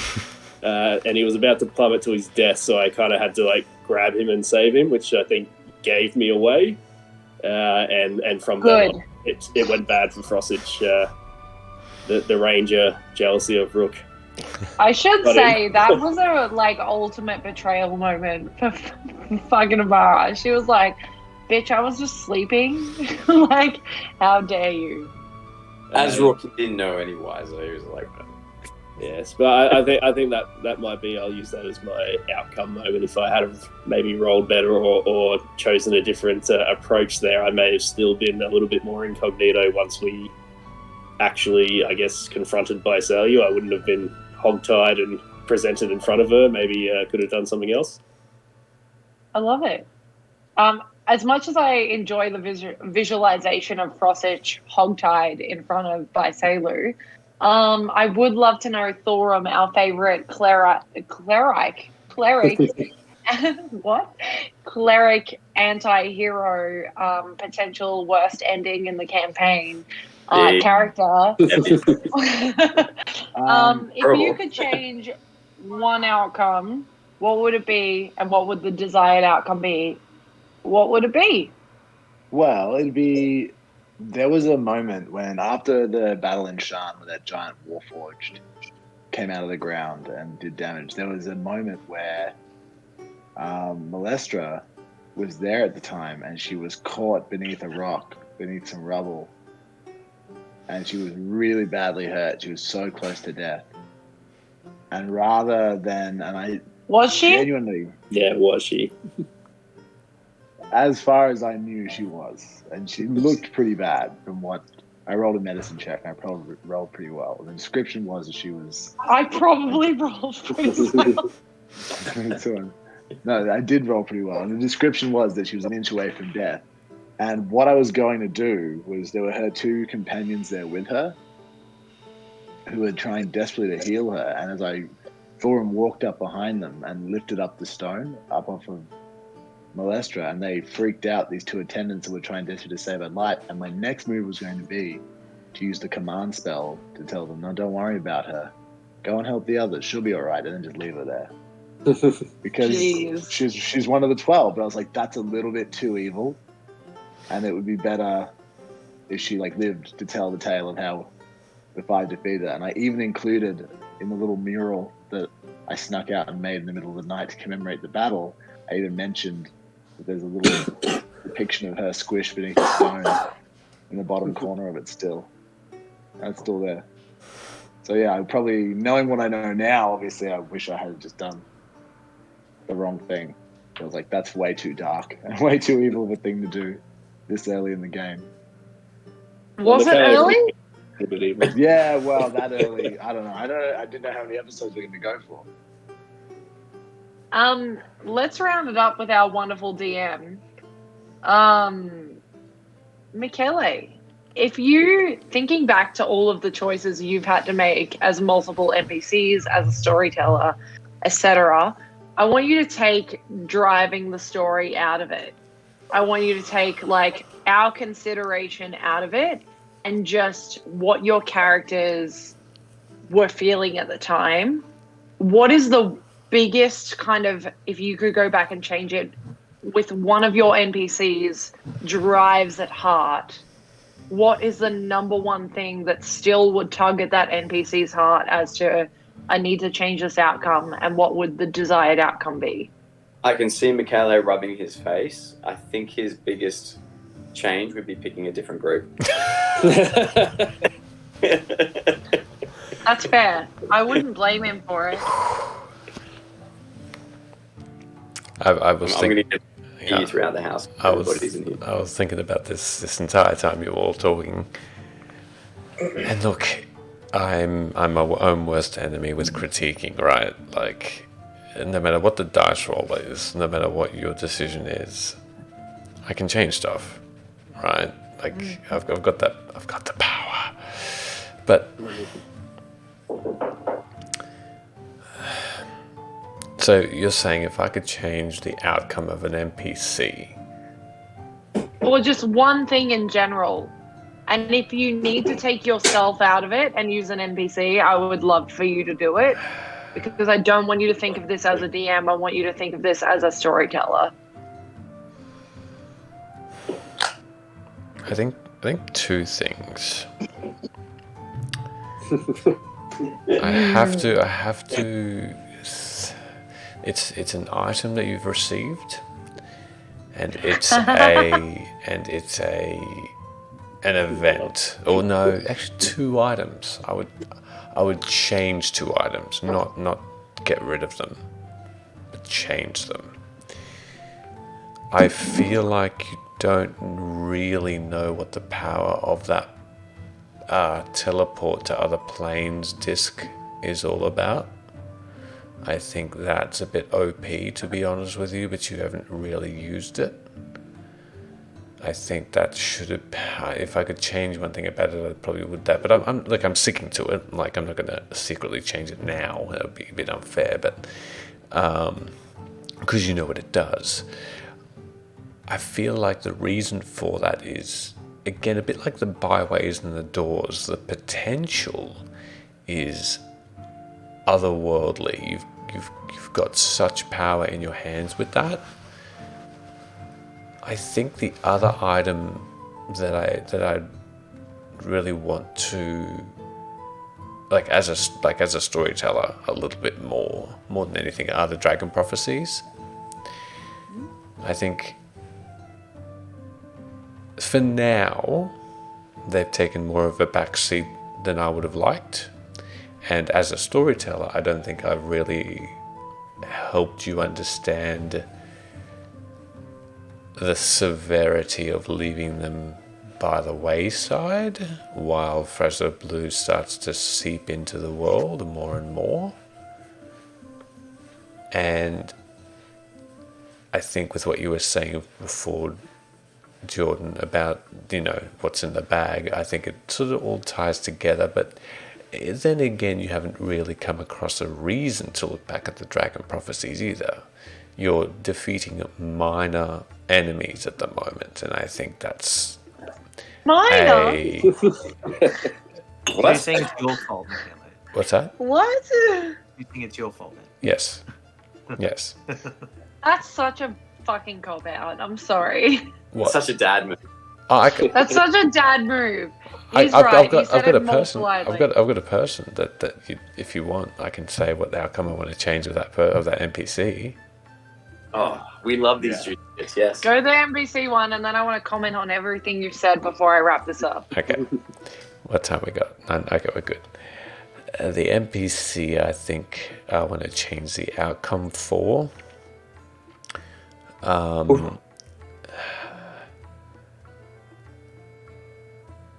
think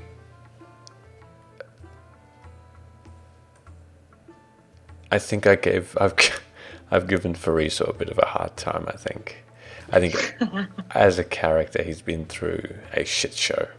He's still going through a shit show. He has all of your. Has got all of your best interests at heart, and I think I've run him through the mill.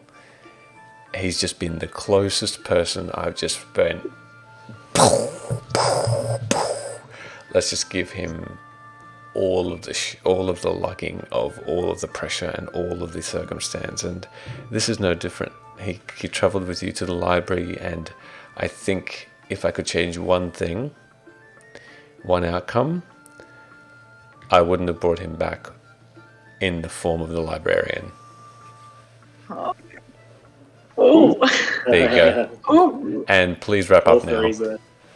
Okay, so a couple of things, because Michele gave me the power to run this, and by I say Michele giving me the power to run this, it's me at the pub last night saying to him, Michele, you get to take a back seat. I'm going to fucking run this. 2 beers in. So a couple of things I want to comment on is that you guys would have noticed during that entire critique that Michele is extremely hard on himself. And I will say, and I think all of us say it a lot, and we probably don't say it to Michele enough, or we do and he doesn't believe us.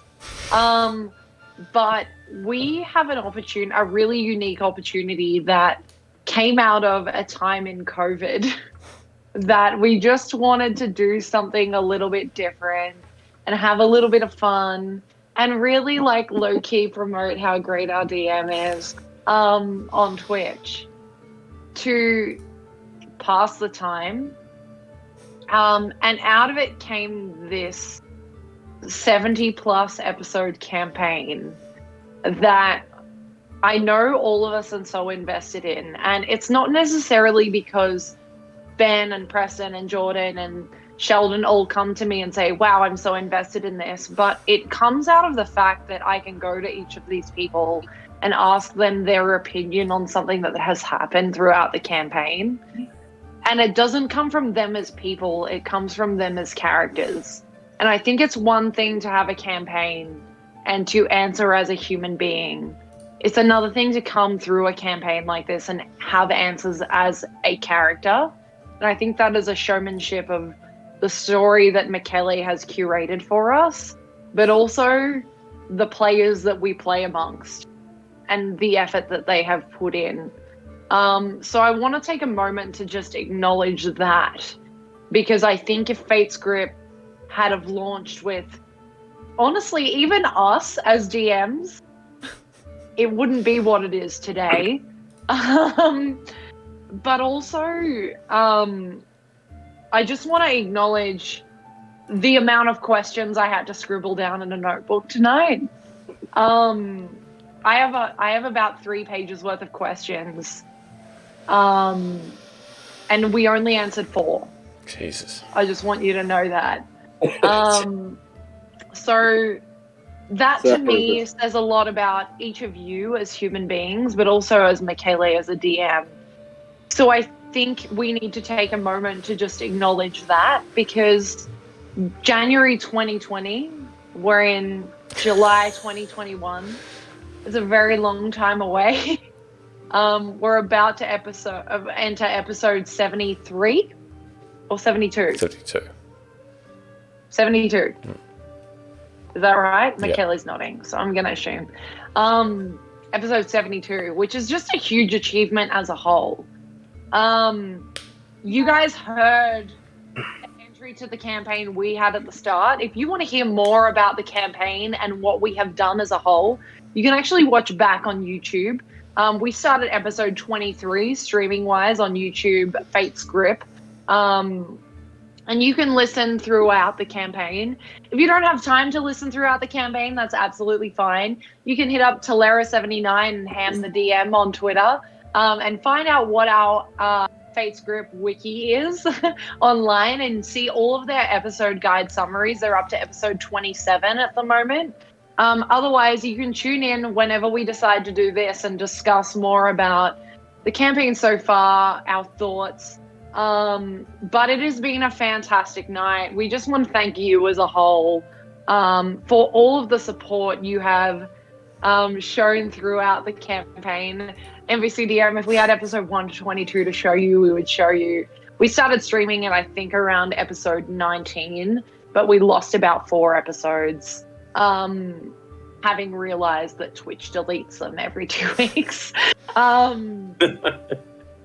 I will say that at the moment we have a wonderful giveaway that is due to our friends at meeples_and dragons.